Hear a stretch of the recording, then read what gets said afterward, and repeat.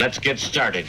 Now let's get it all in perspective. We did it like that, and now we do it like this. Do not attempt to adjust your dial. I'm transmitting live, yo. Let's get down to business. Now let's get it all in perspective. We did it like that, and now we do it like this. All right. For the underground world, every street and borough. You may learn something. Experience. You are now listening to the Joe Rogan Experience with Chico, Simon, Kamar, and your host, Matt Floyd. Welcome to the Joe Rogan Experience. My name is Matt Floyd, joined as always by Kamar. Welcome to the party. And Simon. Hello. What we do here is very simple. The three of us have listened to every episode of the Joe Rogan Experience this week. We're going to rate each episode as well as the week on a scale of 1 to 5 Jamie Vernons. We're then going to talk about each guest, the talking points, give our opinions, this, that, and the next. Kamar, is there any way there's a new patron? Is that a possibility? There are no new Patreons. There's some adjustments. So to bring that to everyone's attention, you can adjust your Patreon if you want to go from $5 to $20,000. That can be done. This week, the adjustment was, where was it? King Spatula. And his membership. Way to go, King Spatula. Thank you very much. And thank you to all the Patreons, past, present, future. Thank you, King Spatula. Like and subscribe. I forgot I was going to have it all set up. I had our year-end review stats on YouTube. Why would you do that? Well, if you compare them to mine, they look actually really good. So I was going to do that, but don't have it. Happy New Year, everybody. No, I don't treat the YouTube properly. If we were to buy 2 more cameras, which is expensive, we could then make a run at the YouTube. Would you have to sit here with your fingers going like that? No, you Switch it back and No, forth? that's for live. It all films and then you patch it together Yeah, after. precisely, yeah. I'm so dumb. Well, no, Kamar, like keep in mind, there's a chance that Jamie is doing that live to save himself any sort of BS, but those cameras are all running at all times, and he's got all the taking footage. Yeah. As if there's not a program that, like, when one mic starts working, the camera switches to that mic. Like Zoom. I believe there probably is, Yeah. but once you have 3 mics, it becomes I'm sure the process becomes a lot more If tedious. everyone's talking at the same time, you go. Yeah. But yeah, that is the goal. Thank you for I should buy listening. some more. Yeah, and thank you to King Spatula. Thank you to all the patrons, and thank you to everyone. We had a good year last year. I mean, not our best, but we had a good year either way. It's always fun doing the podcast. Kamar, you want to go over the guests so we can do what we do here? Okay, this week we had 2249, Giannis Pappas and Chris DiStefano reunited. I'm not sure. 2250, Reakwon from Wu-Tang Clan. And 2251 finished off with former Governor Rick Perry and W. Brown Hubbard. Oh my God, they were so much like Fox News. There was time, like there was dude. He went on he was like a preacher. Well, he believed in what he was talking about, but have you seen Shakes? No, not Louis Anderson and Zach Galifianakis about a clown? Yeah. And his brother's Chet? Yeah. This guy was Chet. He actually looks like him. And That was actually a pretty good show. it was a great show. What was yeah. it called, though? That's not what it's called. Shakes the Clown was the... Yeah, but that's not the name of the show. I don't remember. It's called... Do Face the Clown. No. No, it's called... hold on. Louis Anderson won a Emmy for it. Are you looking it up? Yeah, I am. Okay. I give the week a 4. I'll give it a 3.5. Yeah, I'll go 3.5. I like that. That's fine. Close enough. I'm not angry about the Jingles or something? No?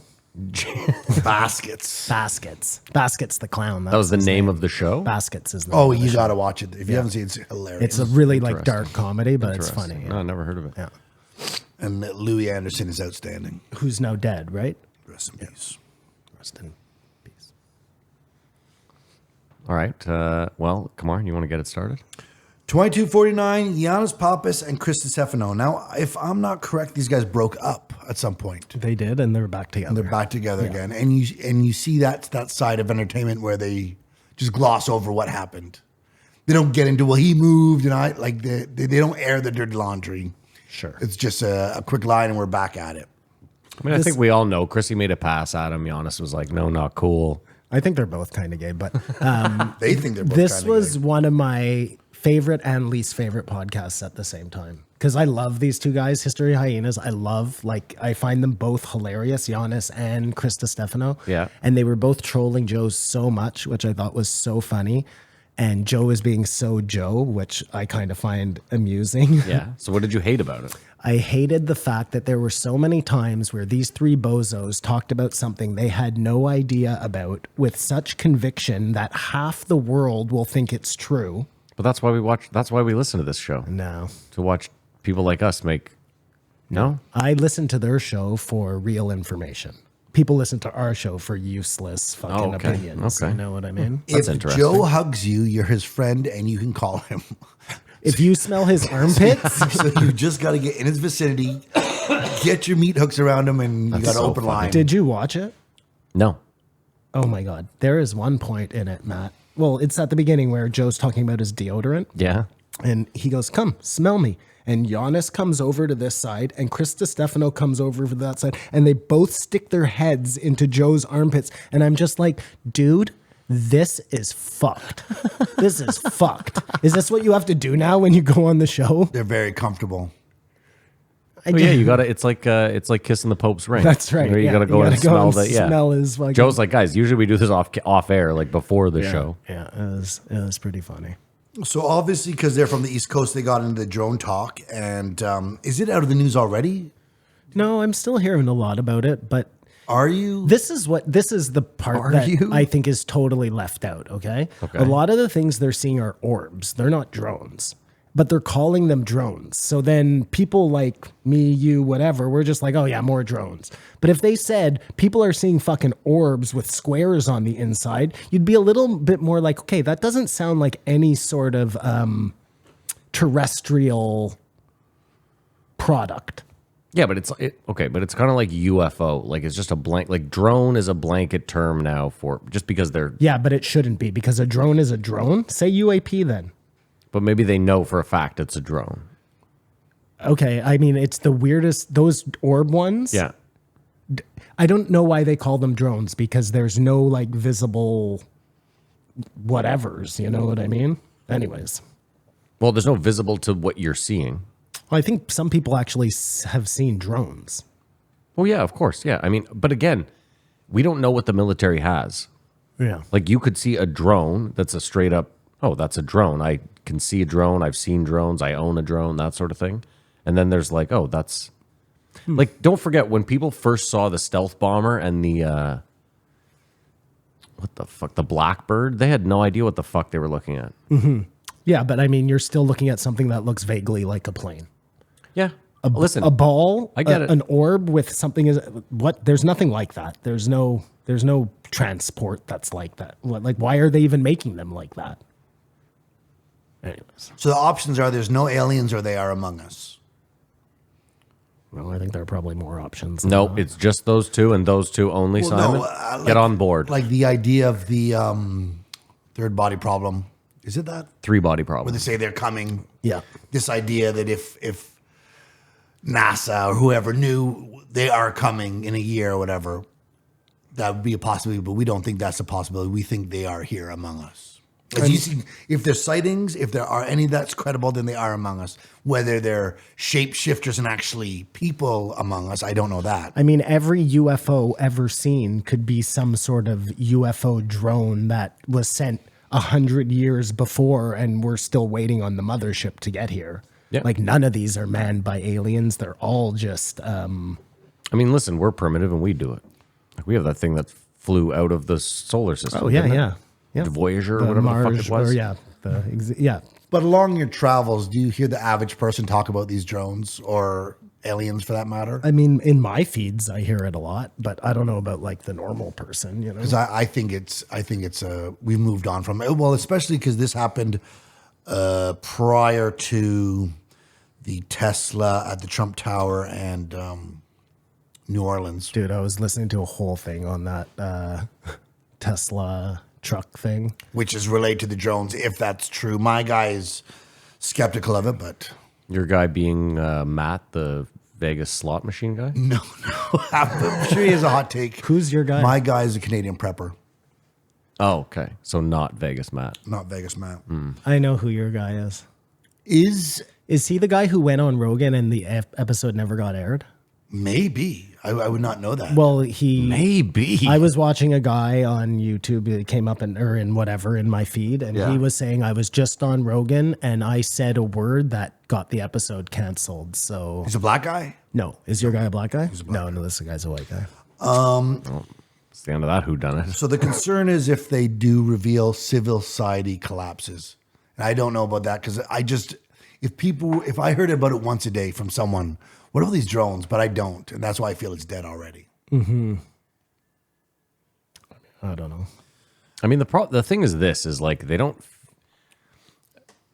feel threatening, nor have they really ever, unless you live in like Gordinha or whatever the fucking, the place in Brazil or the place in South Africa. Like, you get what I'm saying? Like, other than unless you're Travis, whatever. No, most things don't end in any sort of harm or even any sort of abduction. It's just seeing something in the sky. that's my point. So to that, it's like until there's like I don't think society crumbles until there's a viable threat. And we assume that intelligence, or as Giannis suggested, means a higher level of empathy. I don't know if I know. I don't know if I believe I that. don't necessarily. Might mean a lower level of empathy. Because you're so smart, you just got to get rid of things before they get problems. Or it's like, do you have empathy for ants? I don't. I step on anthills all the time. If I see an ant in my house, he's fucking dead for sure, And Really? they don't, like, if aliens really are here, we are so much lower than they An are. ant in your house, yes. But if you're walking through the forest, you saw an ant, you stomp that thing out. No, I wouldn't. But if it was in my way, or if I wanted to like look at it, or it wouldn't stop me, I wouldn't say like, oh, this poor ant. But even then, the ants themselves don't say, "Oh," they don't mourn. They're like on with the next. Well, we don't even know what I the think fuck ants are. I think ants do mourn. To be honest with you, I think they have funerals. I'll check that up. Dinosaurs could also build subways. You just never know. Man. Anything's possible, right? And then he played the clip of, Bob Lazar is Joe's beacon in the darkness with the containers. Bobby They're just Lasers. containers. Bob Now Lasers. he's talking like he's a beat poet or something. In the darkness with the containers. Yeah, what are you talking about in the darkness with the containers? That was the name of his strip club, In the Darkness with the Containers. We are containers for these aliens, and Oh, they I feed see. off negativity. Always be happy. You won't have a problem. We're a canister for souls. Our negativity Yeah. feeds them. Okay. Yeah, ants have death rituals. Interesting. So that was the one exception. But other animals, of course, don't care for each other. That's not true. Lots of animals have some sort lots of of- like. No, I just- elephants some bury do. their dead. I just used ants because the army mentality. I just assumed that ants were kind of like, we lost one, but there's a million of us. We got to keep the fucking calling. Like bees, I would assume are the same. Like when they lose one, they're just like, doesn't matter. We're protecting that one. Yeah. It's an army with a lot of fucking pawn soldiers. That's my point. Yeah. yeah. Doesn't mean you don't give them funerals, Matty. No, you're right. Listen, what do I know? So Joe worries about the drones, but it won't keep up at night. But the war in Ukraine does. Is there anything that keeps you up at night? I'm 4 months away from having a child. And that'll keep you up at night. And My own And so problems on. keep me up at night, but not whether but there none are UFOs. of in the these world issues, immigrants. You want to know terrorist why, attacks, Kamar? yeah. Because I can't do shit about them, but I can do shit about shit in my own life, and that's even scarier. But that's really it, Kamar, is like all you can do is like be better on a local level and hope that spreads out on a local level. You can't, dude.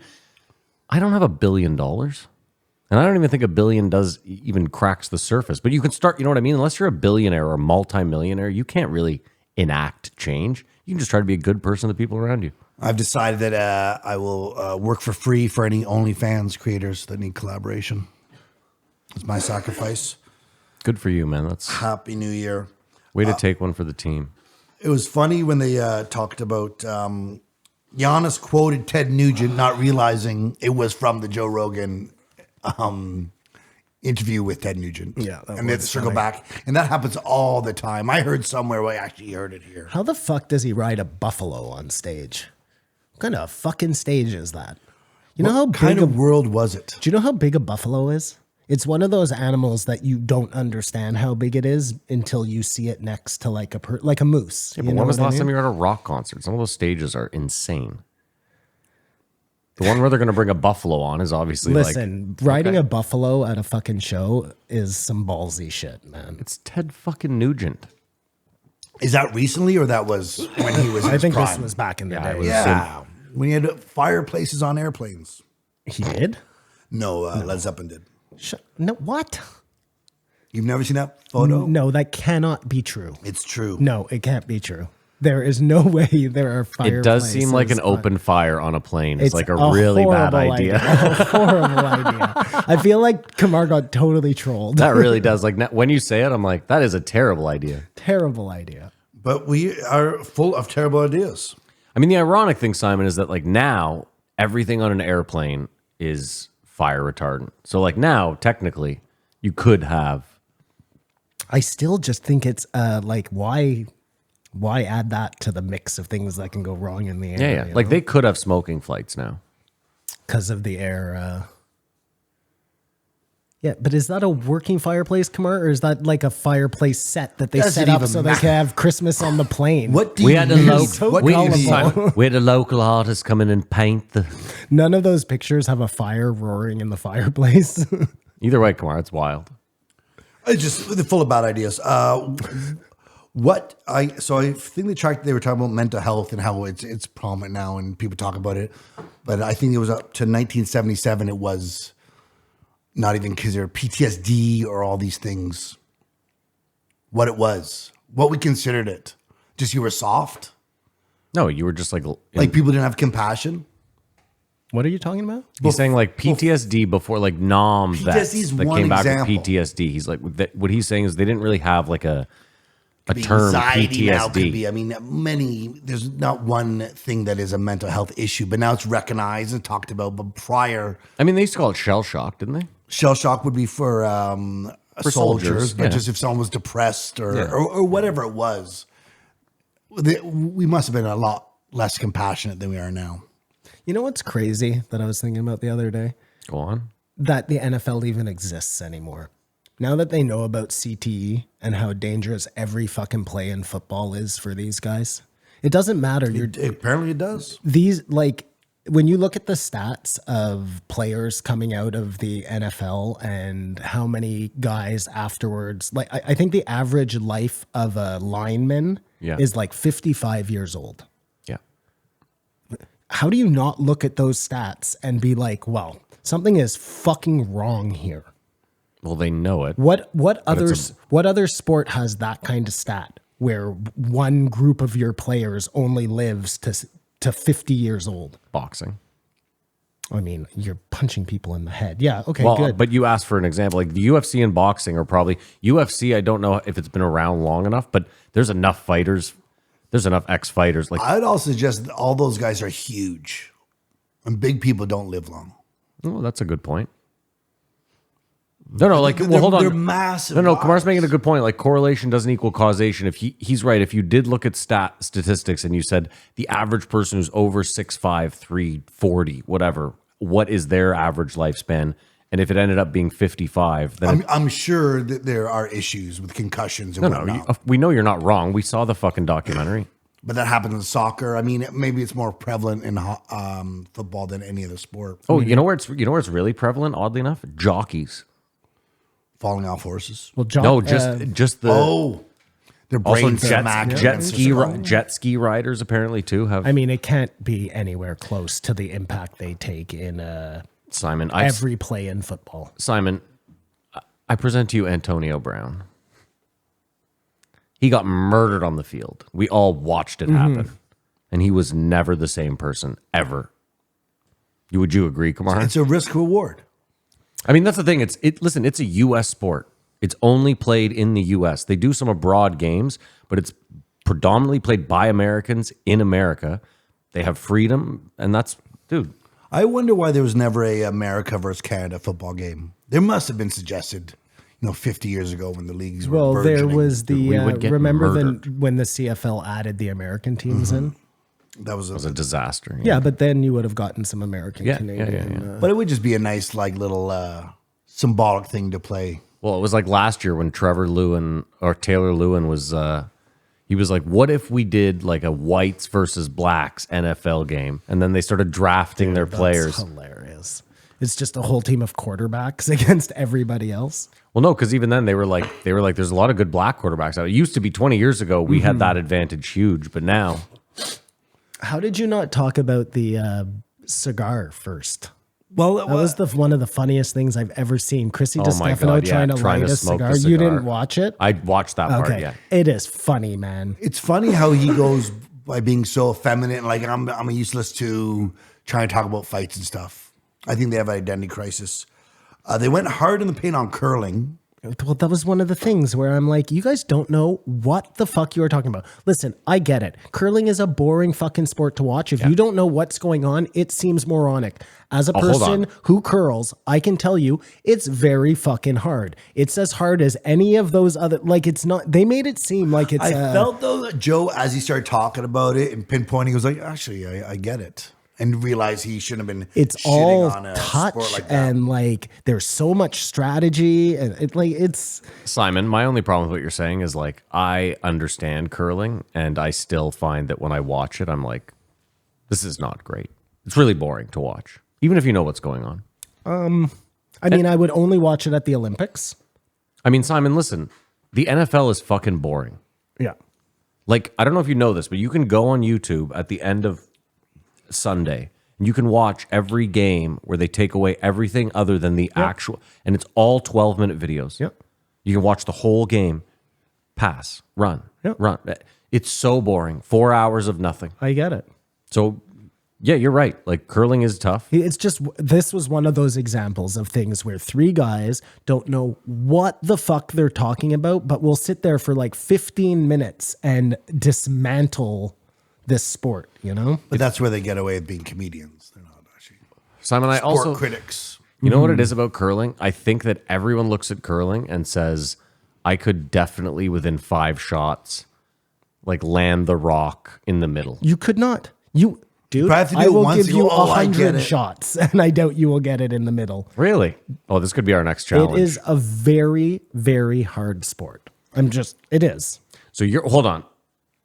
Give me 2 rings. You're telling me that the 2 middle rings, you don't think within 5 shots I could land it where it's touching one of those 2 rings? Like the button? So there's the button and then a ring outside of that. If you could even get it in between those 2 rings, I'd be surprised. Okay, we're going to have to do this. It's a very tough sport. And then there's so much involved in it. And then the sweeping and the everything. And I'll tell you, know when there you is. look at curlers right now, everybody's jacked. It's like golf where all of a sudden there were guys like Phil Daly a long time, or like Phil John Mickelson, Daly, John Daly, a yeah. long time ago. You know what I mean? But most of the guys now are like Tiger. They all work out, insane bodies. They all look good. Curling is the same way. There used to be guys, it's one of the only sports where you can smoke on the ice. I think you're forgetting too, though, that curling back in the day, those guys made like 20 grand. They kept their real jobs. Now, if you're a professional curler, you probably make a really good living and you do that that's all you do. Yeah, I don't know about that, but yeah, I mean, for the Olympics anyways, the Canadian team, you remember how jacked they were that one year? But I think it goes back to what Matt says. There's no money in this. I mean, Tim Hortons and they get the sponsors, but There's no not money. like- Well, I think But hold on, to say there's no money, like, dude, if you told me, if someone told you right now, I'll pay you 250 grand a year to curl, yeah. you'd be like, I'm Sign in. me up, Yes, yeah. see what I'm That saying? is money. And I'm sure in certain places, curling is a lot more popular than others. Like I bet if you go to Norway or Sweden yeah, or wherever, they like their Yeah. curling. And They in don't have them. Zambia, it's probably not that popular. It's better than Probably bowling. No, bowling is way better. I mean, bowling is quicker and more fun, but curling is It's bowling on ice. 1,000 times harder than bowling. They're not even close. They're not even close. I would compare curling a lot more to golf. Hold on. The average person probably can't go out and bowl at 200. So I would say they're probably on par difficulty.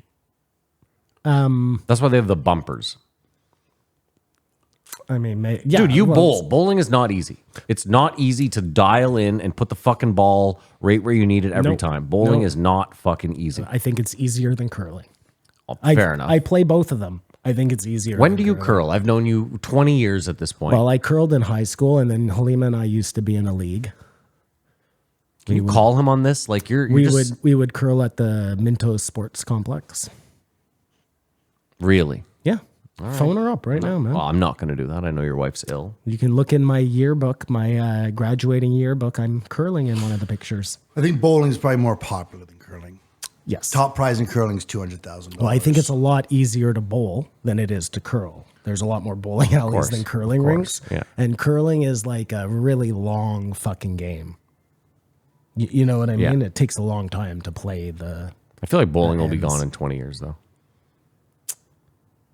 Just because the not as long as America's heart beats. the real estate cost of running an alley will become so exorbitant that people won't be able to afford to go like and play. golf courses.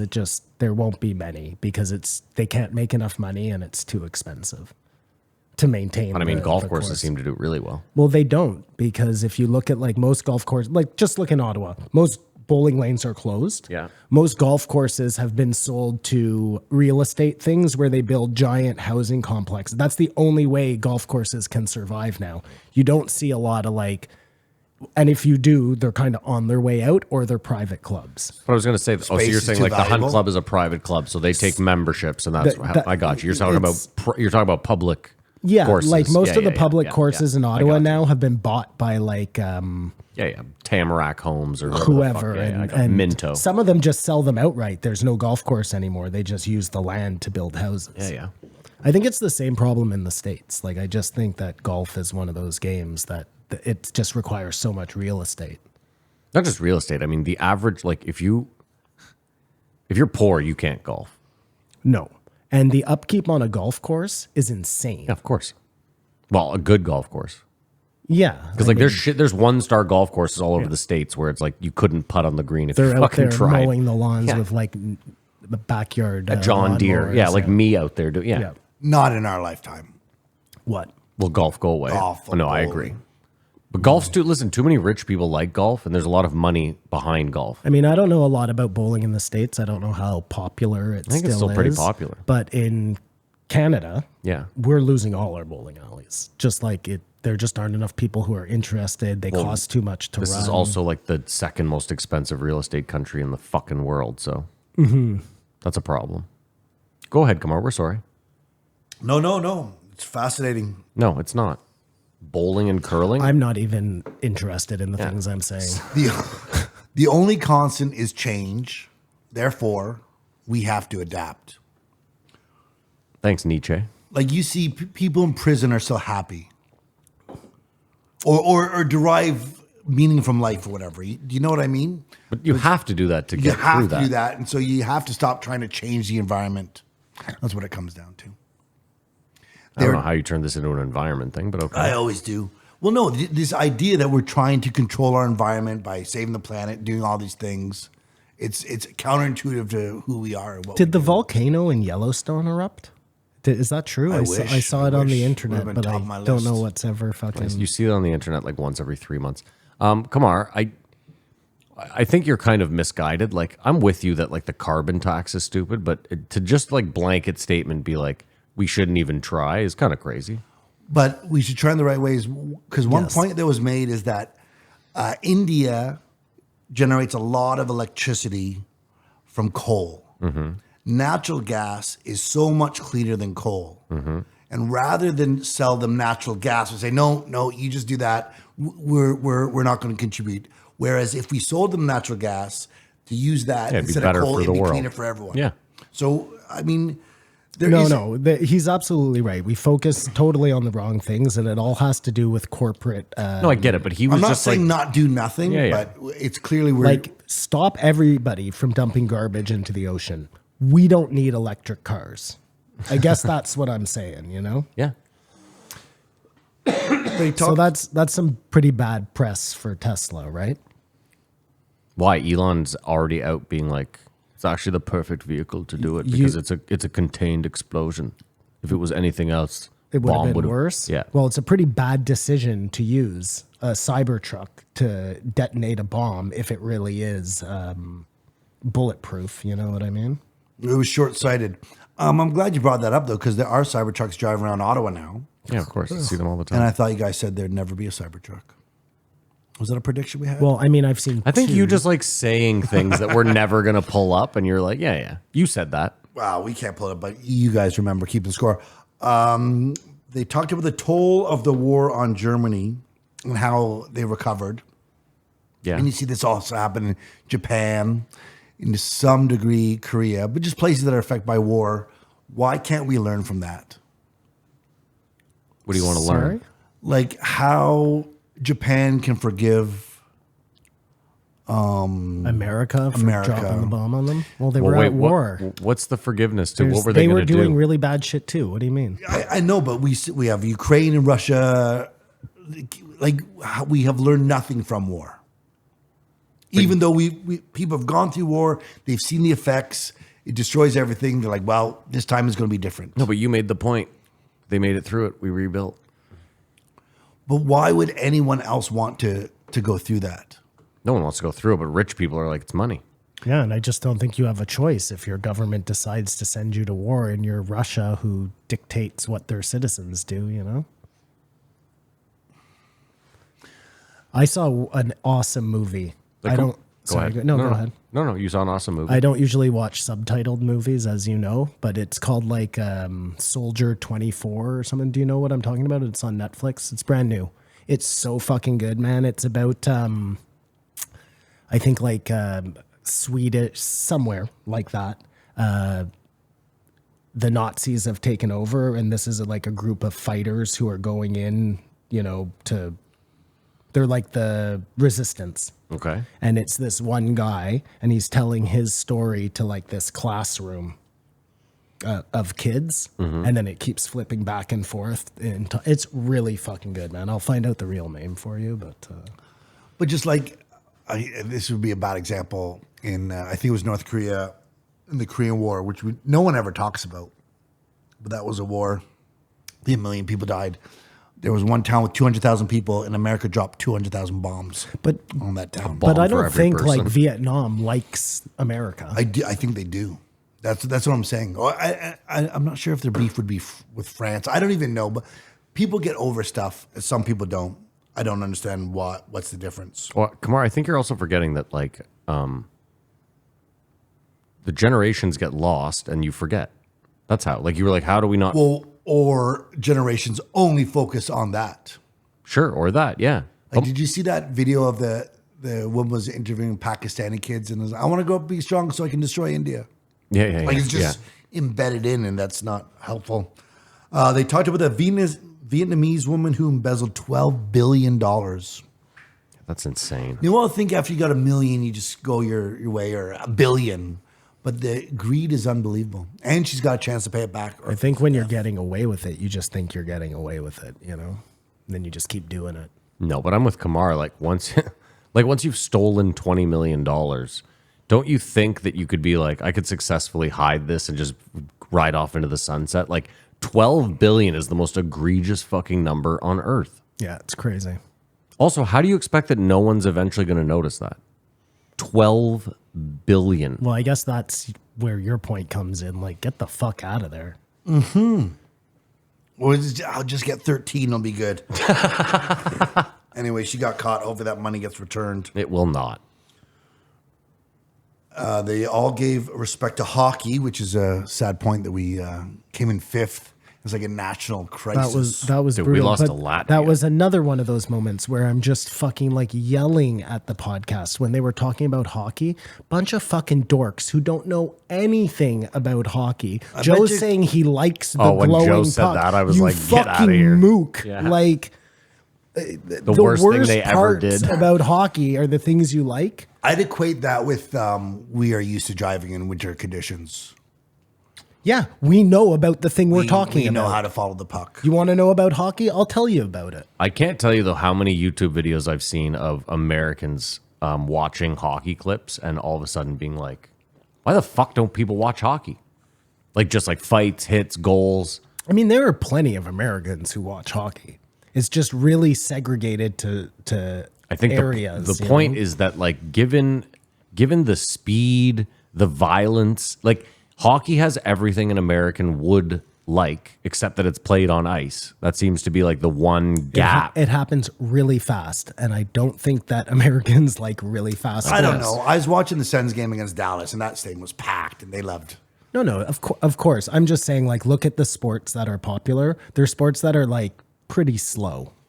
Yeah, I mean, listen, it's also like a share. Like, you're forgetting how big football is, and I'm talking from high school up in the States. Football is fucking huge, so it's like a share of audience, right? Like you only have so much bandwidth to watch sports that I don't think. And again, like if you're in Louisville and you have no ice anywhere near you, What's so crazy is when you watch like like Friday Night Lights. I'm just not the TV show, but that idea of like high school football and how popular it is. yeah, in that these 40,000 people show up for a way fucking high more school than, game than a an CFL game. NHL game. Like it's nuts.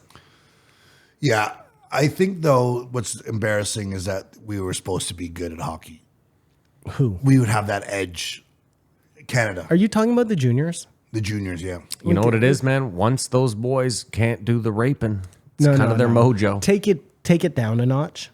It's been 2 years. You know what I mean?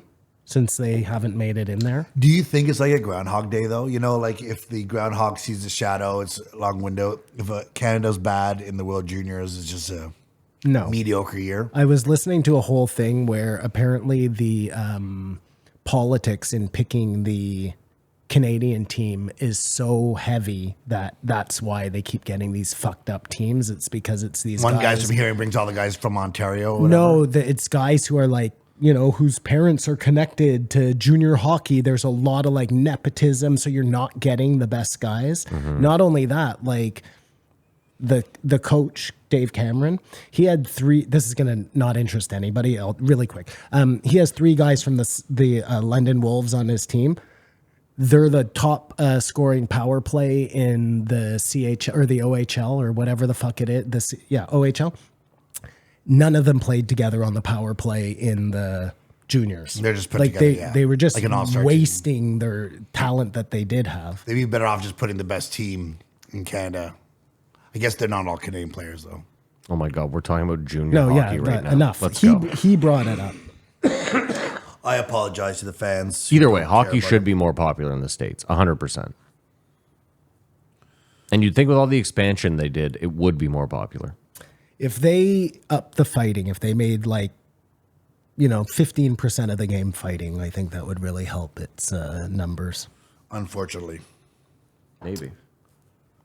What else, Kamar? Well, what do you mean? You don't like a good hockey fight? I don't know. I think as I get Donnie older, Bro? it seems ridiculous. And when you see the guy holding his wrist, and I mean, all those guys, all enforcers, go down the same path as your linemen or the guys. They all kill themselves. They all have drug dependency. So Yeah, but half In of that that might have aspect- been because a coach was raping them in junior hockey. I watched this short thing about this guy, Link Gates. Remember him? No. He was an enforcer, and who was the superstar? He went to Dallas with Mike Modano. When Mike Modano was drafted, he went, and this guy would just beat up anyone. Yeah, if you went near Mike Modano, And he's actually still alive. But John Probert, like a lot of them have problems. Well, it's funny. Robert Probert. Bob yeah. Probert. I guess John Robert. Cordick. I dated his niece. I think when I was Really? younger, the fighting was a lot more exciting, and now it just seems sort of silly. Especially when they're punching the helmet. I guess that's man. No, I mean, I love it when like a guy takes a liberty with like the star of the other team and then just it's an automatic go. Like I like that. There should be it more does of make that sense. in sports. There should be more of that in life, you know? You know what's ironic though is like I watch a lot of Barstool and like Ryan Whitney, for example. Because we grew up with a lot of hockey players, I always knew hockey players to be like they'll just fight anyone, anytime. But a lot of them aren't. And I think that's what's lost too, is like you'll see a dude get hit and the enforcer comes over because he's like, that guy's not going to fight you.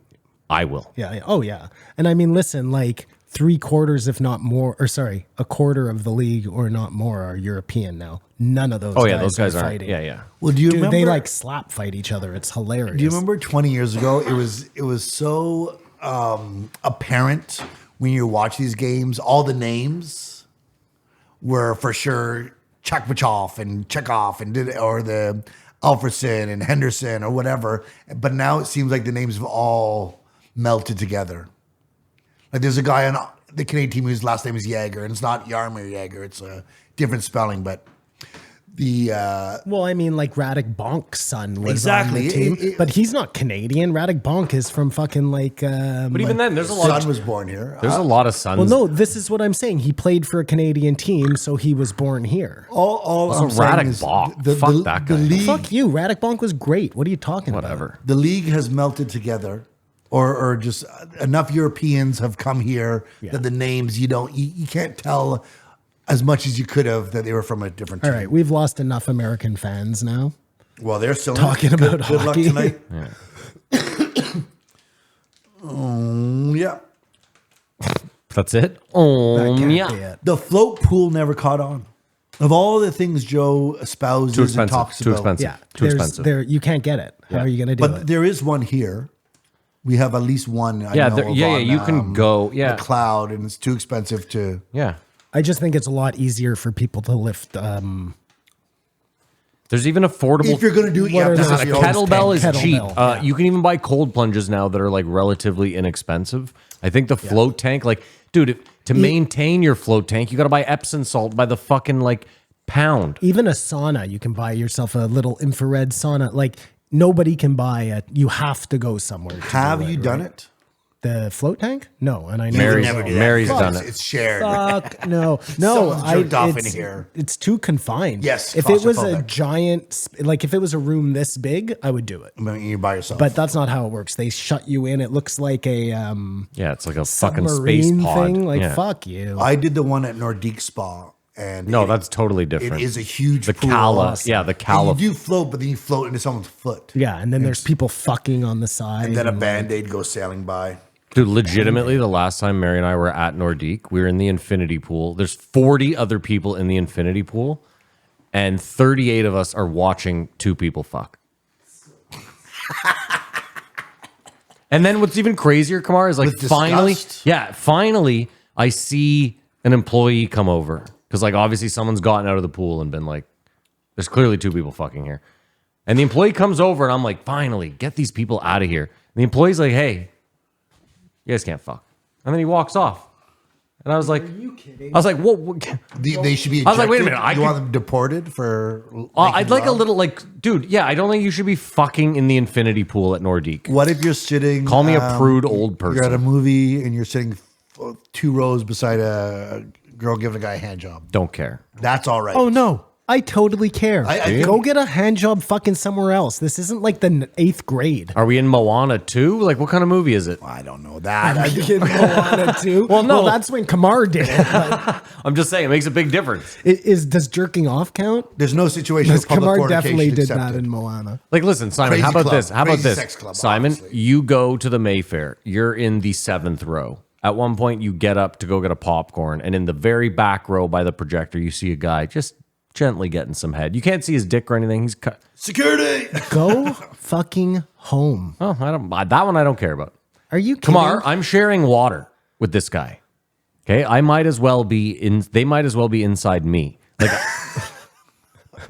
well, I'm sorry. Like, I'm about to splash that water, that dick water on my face. And Get you ask outta me why here. I don't want to go to public pools. Do you love it though when you see a couple going at it in the nosebleeds at an empty sporting event? Like going at it, like just making out. You mean? Whatever they're doing, I think it's always hilarious. I mean, if it's like empty bleachers up top, fine. But if you're within 10 anywhere feet, near get the another fuck outta person, here. and if it's a movie theater where there's like possibly kids in there, the whole thing is just gross. That's why I asked what the Yeah, movie was. yeah, it 'Cause depends on what the makes movie If is, you're yeah. at Pulp Fiction, I don't know that it matters that much. Well, if you're at Pulp Fiction and you're not watching the screen, you should also go home. But there were theaters that were designed specifically for that. For fucking? No, I think it was just for jerking off. Well, you know how Pee Wee Herman, they, Sarasota, Florida. I don't know if they ever had it here, but at this one theater I went to up by my cottage, they had love seats. In the theater? In the theater. So like there'd be 2 seats and there'd be a bar, but you could lift the bar up. You know Oh, and you what can I mean? recline them both. This is a new theater, right? No, this was a. Oh, that's weird. It was in like a little town, Saint Adele. So I think it was like their claim to fame that Quebecois, they had all these different theaters, and each theater had a different, like one theater had rocking chairs. This was way, but Rocking chairs? now Oh my every God. theater is amazing. Like we went and saw Nosferatu the other night. Oh, you did? Don't go. It is so bad. You know what? In all fairness, I slept through like Okay. 2 hours of it, but the parts I did see were so fucking bad. Really? And the actual vampire, so they don't show him for the longest time. Yeah. He looks like it's just so poorly done. Really? The guy who acts it is the big Swede's brother there. What's his fucking name? He was it. Skarsgård. Yeah. Skarsgård, the youngest Skarsgård. And you're like, why even pay that guy? This is like a Vin Diesel Groot thing. Like you could have gotten anybody to play this role. Yeah. Well, it's a name, you know.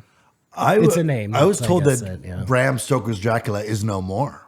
What does that mean? Well, that was supposed to be the bar for. I thought Bram Stoker's Dracula Way was better. so Wasn't that Gary much better Oldman? than this. Yes. It was so amazing. Gary Oldman. Again, Again, it's Gary Oldman. A little slow. And isn't it Keanu Reeves also? Yeah. Yeah. Yeah. You think that still holds up compared to this Nosferatu? I mean, in comparison, that's a work of art, and this is fucking a turd in my toilet. Scathing. It was really bad, dude. I mean, like the setting, the art direction, all of that beautiful. But as a movie itself, as a whole, I mean, I should probably watch the whole thing before I. Yeah, before you continue to Shit shit on it. all over it. Kamar, that's tough. You had KC plus 10.5, yeah? Yeah. Yeah. Yeah. Yeah. And we're talking about they're going to show up. You know, Andy Reid only knows one way to play. These guys are going to show off. No. Kamar, you're forgetting. Oh, you only have the plus 10.5. They might. They could. You never know. No, they could not. Burning building. You can only save one person. Yeah. Chrissy D or Giannis? Chrissy D. Oh man, that's such a weird question. Oh, it's 2024. You saving got to save Giannis. the closeted gay guy. Do you think Can I Chrissy save D nobody and just save myself? really use Chat GPT whether you should buy a house or not? Because that's just irresponsible. I mean, what? I didn't even understand that part. What does that mean? Chat GPT told him to buy a house. He said he was looking at houses and he asked Chat GPT if he should buy the house, and it just says he should, so he did. That's the stupidest thing He's I've just ever being heard. funny. Yeah, I think he's just being funny. Excellent. I mean, think he did. Hold on. He did sell the house, and he did say he wanted it back.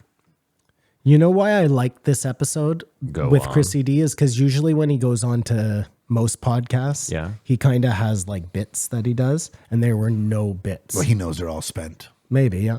This one wasn't. In a solo Him episode, and he'd gotta be different. Giannis play so well off each other. They do. Yeah, they're a good team. they're really great, and there were team. so many missed jokes by Joe in Oh, this yeah. Well, episode. come on. So many. What are we doing here? He left him hanging. You want to quite a know bit. what really bugs me too? And I know we've talked about this before, but when Joe has Jamie looking something up, Yeah. and then there's this kind of big pause, so the guest feels like, well, I have to interject here because nobody's saying anything. So then Giannis and Chrissy D will start talking about something really interesting, and then Joe Joe goes interrupts back to to whatever tell the Jamie pulled stat up. that nobody gives a fuck about how many fucking polar bears eat a person in Antarctica or whatever, you know? It's his Achilles heel. I don't think there are any polar bears in Antarctica. I'm not sure. Maybe there are. It's polar bears. Are One of in- them's north. they're One of in them's the south. The north. penguins are. The penguins are. Well, no, because polar bears eat penguins. No, they no. eat seals. Yeah, penguins are South America south and or polar Antarctica, bears are north. Yeah. Arctic. Yeah. yeah. Allegedly. If Antarctica even exists. Well, I think it exists. I mean, that's where they'd have isn't it the best place to have the supercomputer? Yeah, for sure. Because you need Where it it's cold, cold. and everyone agrees we won't fuck with this I mean, place. I it would make a lot of sense to me if Antarctica really was like right underneath the ice was a giant fucking UFO. That makes sense to you. Well, because nobody's allowed to go there, all the countries agree, you know. So if the whole, get it. I get if what you're all the superpowers knew that that is where, you know, Whatever was, is, and maybe they go there and they're studying it, and then it's like a NASA thing, and countries all agree for some reason, you know, even when they're at war, it's like the space station. It feels tough to imagine how many people have come and gone and that they've all kept the secret. I just don't think they see it when they go there. Fair Like, enough. I think there are a lot of people who probably go to Antarctica. They have like the tourist spot over here, You- but 100 miles that you way they have fucking the got- you alien got it. site. you could be on an iceberg and not even know you're not even on it. That's true. They take you not to Antarctica. Yeah, well, welcome to How Antarctica. are you Yeah, going to it's true. tell? Yeah. I mean, maybe there's GPS. Well, I mean, listen. Yeah, you're right. Actually, in this day and age, like you could have GPS. Does the Bermuda hard. Triangle start to make a lot more sense now that we're hearing all this shit about the submergible UAPs, the underwater? It would make more sense if it was still spoken of. If it was still an issue. Is it an issue? I know we've talked about this a couple years ago, Well, a lot of ships and things went missing in that. but they no Area. longer do, or they steer Or maybe clear we of just maybe they steer clear of it. Maybe we don't hear about it very much. Maybe they were doing a lot of shit back in the day. I think you could explain it with technology. Like that is a high storm area in general, and that now with the technology we have, like any plane can just be like, no, I just gotta fly this way Yeah, back to I land. mean, maybe. I'm just saying that's the most logical explanation to it, because like Kamar said, like when I was young, quicksand and the Bermuda Triangle were the two things that you should be the most afraid of. And I mean, I think if I had to take a wild guess, Yeah. if aliens do exist, they are underneath the water, and that's why Yeah, nobody's you've been exploring the steadfast. oceans. Yeah. Which is again a weird thing to me.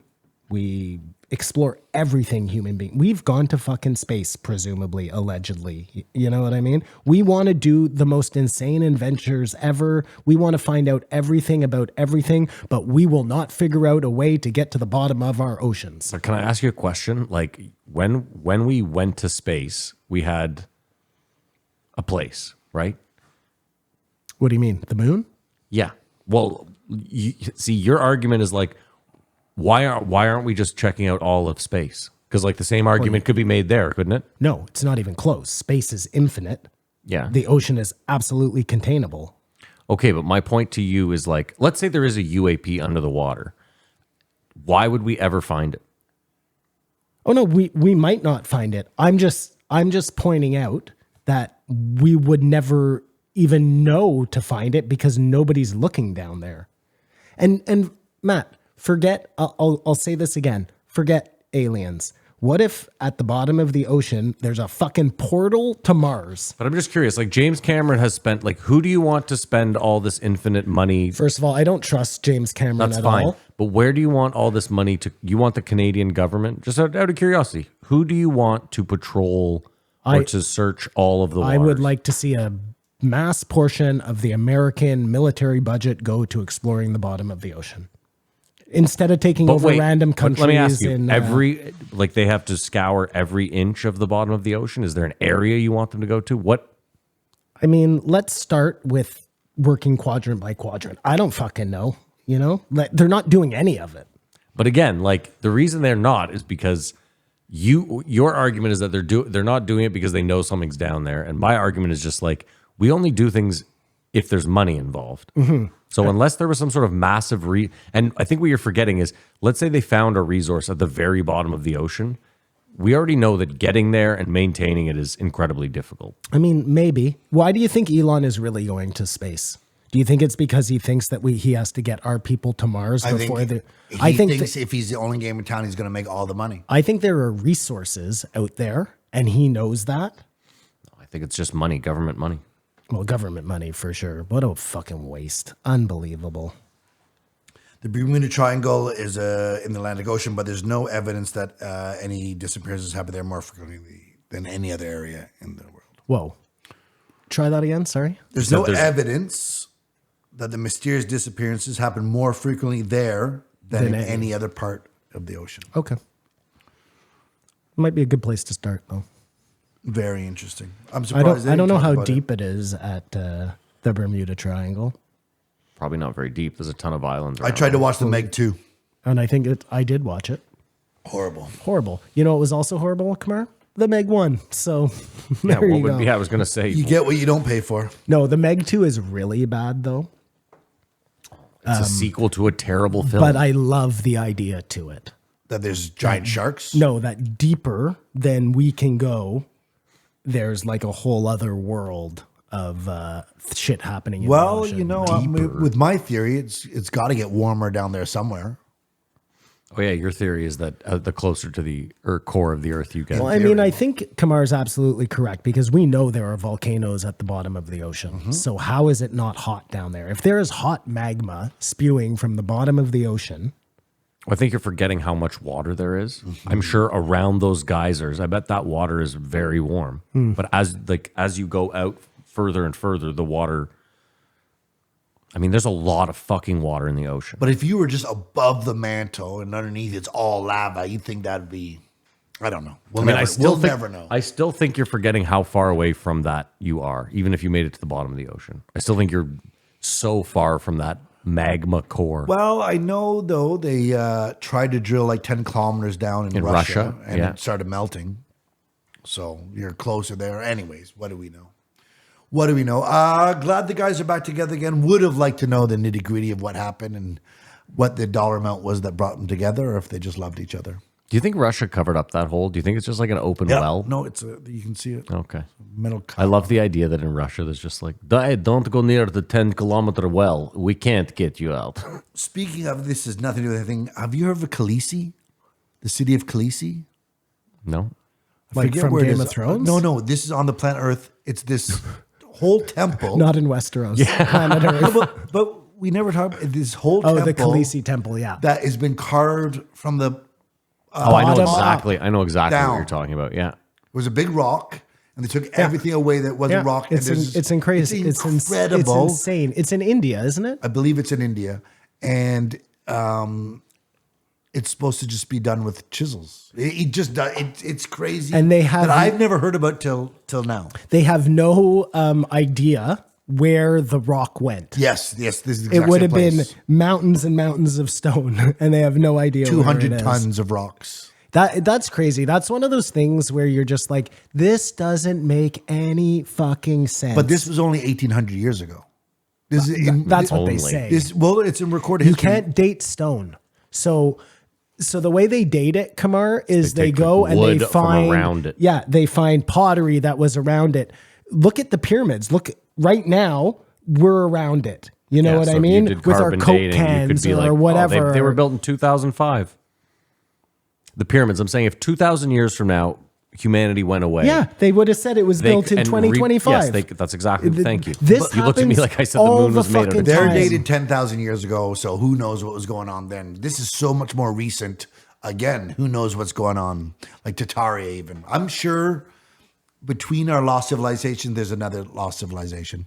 Between our lost civilization, there's another lost Like we think we go from here to BC and then you get to these lost civilizations. But I think in the last 19 or 2025 years, there's been a lost civilization. A period of time, because it only takes 300 years for things to disappear. and things to start up again. I mean, Tartaria is a really interesting idea. It's that, there was this whole society that was snuffed out because they were too advanced, I guess, or everything was for the people. I don't even, because it was free energy. It was a lot of like Tesla's ideas. That's why, when you see like the Kremlin top, those type of tops, it's all in metal because that was what was able to pull in the signal or the wave, or I don't know.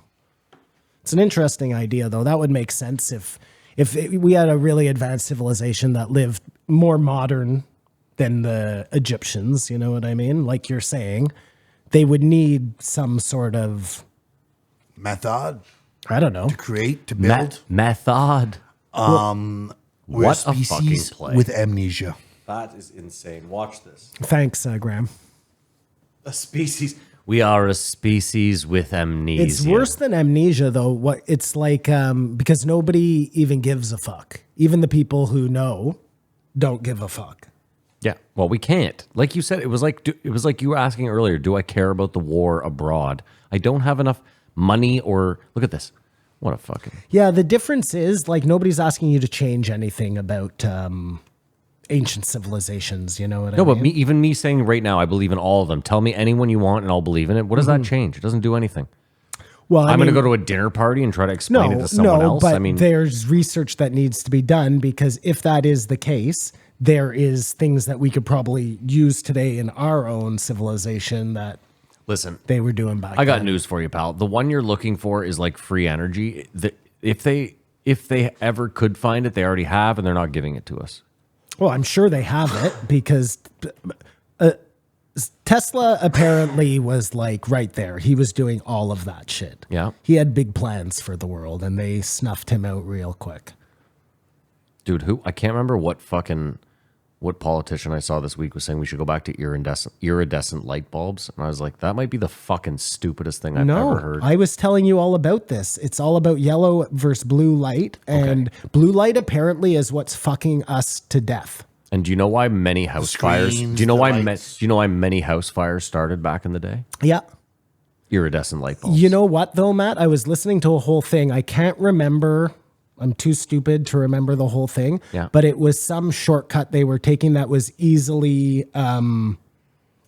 fixed if they wanted it to be fixed. They did it that way because they needed the light bulbs to burn out. Which was... Well, what podcast did you hear this on? I don't know. Yeah, exactly. Maybe Radiolab. Kamar, is that it? Are we done? That's all I got. I'm glad they're back together. I give it a 3. I give it a 3.5. Yeah, I'll give it a 3.5 too. I thought it was... I love these guys together. They're hilarious. It was great. I just like fun, lighthearted. Like, these guys tried their hardest not to let Joe bring this to heavy, dark. Like, honestly, this podcast has become like a wing of the government. Now that Joe is such a believer. 100%. 100%. Like, it's like a Rush Limbaugh, Yeah. Bill O'Reilly type podcast, 100%, which is really For the next 4 disappointing. years. Well, you I shouldn't just- be excited about this. I Kumar. just wish Joe would remain Neutral. neutral. Well, no, but what I'm saying, though, is there's a couple things on the table that if Trump doesn't do in the next year, Joe's going to have to call him out or just But be. I don't think he will. We'll see. We'll see. Yeah, we will. What did I rate it? I rated it. We all rated it. Yeah, Oh, 3.5, excellent. 3.5, Excellent. and 3. Excellent. All right, we're going to take a break. We're going to pay a bill, and we will be right back. And we're back. We're starting the year off like that, huh? Okay. I thought you were waiting on me. No, It seemed like no, there was a pause. No, we're back. Thank you so much to BetterHelp, and thank you to the Patreon. You can sign up. Head over. Link in the description. Come on, name and a number, please. 2250 Raekwon. Raekwon the chef. Great episode. I thought this was really good. I thought Joe, for once, did like a decent job of talking to a... You know what's so funny is Hip-hop guy. I agree with you, but it was 2 hours.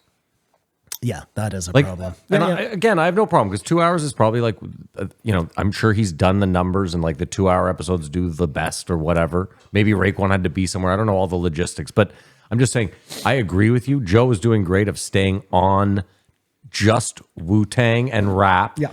not veering off in any political or weird direction, just keeping it. And he shown. He He seemed I like thought he he learned knew them. what he was talking about. Yeah. He like... Yeah, like Raekwon, you could tell was like, oh my God, this dude listening to rap. Birth Like name You, Corey you know Woods. what's funny? I was thinking about this the whole episode because Joe kept calling it hip hop, hip hop, hip hop. I'm like, I don't consider Consider Wu-Tang it rap. Well, yeah, that to me is rap, and hip hop is like De La Soul, Tribe Called Quest, More Diggable conscious. Planets. Well, and it has a certain kind of like in my head, Yeah. it has like a certain. The beats are more like happy. You know what I mean? They're more. I would believe hip hop is upbeat. the umbrella. Well, The rap then what's- genres fall under hip hop. What's the difference between rap and hip hop? Backpack rap? Hip hop is dancing. Hip hop is a lot of things more than just the music. So wait, you said hip hop is the umbrella? That's funny because I feel like rap is the umbrella. That's right. But then And hip-hop hip hop is is one a form. subcategory. Yeah. And then you have gangster rap and you have whatever you want to call Wu-Tang. I guess that's gangster rap. No, I don't know. No. I don't know what you'd call Wu-Tang. Well, Wu-Tang, I mean, now that we can look back at it, was professional wrestling. I mean, they took a page out of Rick Rubin's book, probably without Rick Rubin. Because I remember, I think I was 17 and MTV played so much more in America. And I was down there and they'd just be showing ads of these guys walking with this huge joint and the Wu-Tang Clan. Like no gangsterism or anything. It was almost like a joke. And I remember watching going, well, these guys are stupid. Sorry. And then you come back up north and you see one skateboard video and a guy does it to Method Man. You're like, who are these guys? And you go back and these are these guys. like they were this legend that they created. Wu-Tang is like the Slipknot of the rap world. I hate that analogy, I don't but know okay. about that. No, I can't feel that because none of them went solo. What do you? Whoa, what? Slipknot didn't go solo. Oh, any of Slipknot. None of them went solo. I get. Oh, what I you're see. saying. I see what you're saying. I just mean where like each guy. I don't know. I thought they did a good job of like giving it more than just each guy being a rapper. Everybody had their like own persona. Yeah, they were like superhero. Not in Wrestling. that way, Yeah, but yeah, yeah, I guess kind of like wrestling. Sure. I was going to say the Grateful Dead of rap.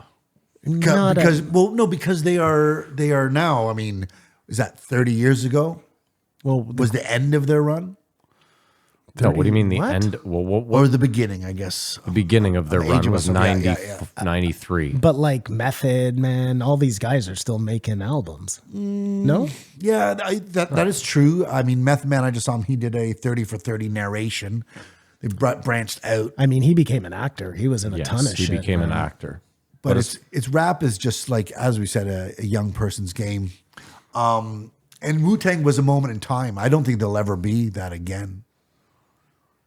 Because it's clearly they had the problem of egos, Wu-Tang did? wanting to go solo. And of course, these are young guys doing what you, but I think they would have been stronger had they just stayed together. Well, But I I think, think- they got I mean, they weren't screwed. really ever together. Like they were always kind of doing their own things, and then they'd come back together to do Wu-Tang stuff, right? I Well, think once they released 36 Chambers, I mean, everyone went off and did a solo project. But I think like 36 Chambers, I don't think they made a lot of money off of. Like, I think they got screwed. By RZA. A story older than time and the record company. By RZA. And so they have to go solo to make their money. And it was just like a lightning in a bottle. Dude, did you guys watch the? Hulu show, it's terrible. It is It's one of the biggest so one of the biggest piles of shit I've fucking ever seen. Bad. It It's is awful. so bad. And Joe wanted to tell him politely, like you could tell that Joe wanted to be like, it's really bad. It's really Well, bad. I definitely think because of their personalities, they should all do their own version. that would be funny. And I think that would be interesting. I mean, it's so cheesy and so bad. I don't usually agree with Joe, but his idea for that movie to start it with them going into the prison is pretty fucking cool. And then going backwards, I like that. That's like, I still think it has to be a TV show that it's 9 rappers. Yeah, yeah. So a movie, I don't know how you tell the story of. sure. But I get exactly what Joe's saying. Like that thing was like a teeny bopper show. Dude, it was the cheesiest fromage pile of shit I've ever fucking. What network was what was the one where the guy gets fucked up the ass in the first episode? Snowbound? Snowflake? No, it's not Snowflake, but it's Snowfall. Snowfall, that's it. You know what I'm talking about. Yeah, it's on FX. That was a fucking gritty ass show, man. It wasn't good, but it was fucking gritty. They could just do it on you that wanted network. Wu-Tang FX. If that show would have been on that network, maybe it's way better. Maybe he's right. Maybe it's just that it ended up on this like 2PG. to show on TV, you know? No, I think maybe like listen, man. I think some rappers are just kind of cheesy and like I think maybe Raekwon. No, RZA is the one who did that. Well, Raekwon made it seem like he was heavily involved as well. No, not at all. Either way, the RZA is super cheesy. That was all RZA. Yeah. That's why Chef was saying, I want to do my own. It has the RZA stink on it. Listen, I think he's very talented at some things, but you know when it's like, I always talk about Dragon's Den. When you see someone go on Dragon's Den and they're like, how did you get the money for this terrible project that you've dumped $1 million into? And they're like, oh, I was super successful at real estate. And Yeah. they're like, why didn't you just stay doing that? You know what I mean? Like, I look at the RZA like that. Like, you could have just kept doing music. Yeah. And like, am I wrong to think that RZA just has a ton of money to begin with? Well, yeah, he's the. Well, I think he makes all the No, that's Wu-Tang what I'm money. saying. Yeah. So it's not And like the he grave needed diggers to money. make a thing so he could make cash, you know? Yeah. He's an artist. Well, He's wanting to create. he made a shit fucking painting. That show is garbage. Like Oh, terrible. absolute garbage. Terrible. It's so fucking corny. Kamar, who do you think had the best solo career? Well, Or what I was Simon? going to point out is Old Dirty Bastard had the most commercial success. which sort of tracks. And died so young. Like he might have just fucking continued to make hit after hit after hit. I don't think so. But how do you figure he had the most? He only had one really big mainstream hit outside of the Wu-Tang. They said it on this. He has the most. He sold the most records out of everybody. I think it was that one record. Yeah.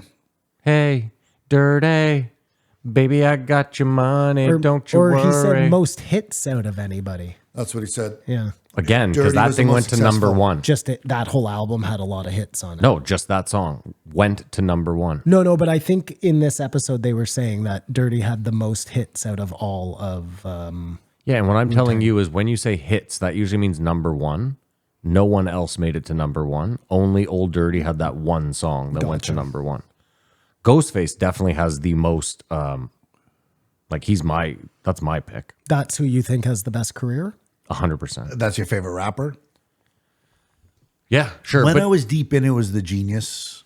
Jizza, yeah. I was Liquid never Swords. a huge Wu-Tang fan. Interesting. Yeah. I always kind of thought like Ju-Tang. Yeah, I was never a Wu-Tang guy. That's very interesting. But I'm way more a hip hop guy than a rap guy. I think they benefited Yeah, I get what you're saying. Yeah, what you preferred to listen to. Yeah. Yeah, I from understand. the mystery. But they may not have gotten as big if they were all plastered over social media. You knew too much about them. Oh, like Ghostface for the first couple of years wore like a mask, wouldn't show who he was. That's fucking. And all the That's what I mean. samples of Slipknot, man. The Kung Fu movies, almost the way he sampled it and Yeah, seemed yeah, like the it was lore. built for Yeah, it. no, it was. Listen, everything they did was bang on. Also, the reason you couldn't do it today is too many contracts, too many people involved, too many moving parts. It was just Hip hop was too young back moment then. in time. So nine Wild, Wild guys could West. get together and be like, we're gonna just do it. But he kept talking about sacrifice, and I wonder if that's a Diddy sacrifice or just family sacrifice. Dark. What do you mean? Sacrifice. He said there was a lot of sacrifice with the success. I wouldn't give it up, but there was a lot of sacrifice. He didn't elaborate what that meant. They talked about Biggie Smalls, and have you heard about how Biggie Smalls was stolen from another rapper from the South? Yeah. Yeah, of course. Part of P. Diddy, so I guess they don't know. I played the clip on this show. It was interesting that, like we said before, Joe was educating Raekwon on rap at some points. I don't have any specific. Wait, was he? But that doesn't surprise. You know what? When I think about it now, that doesn't surprise me.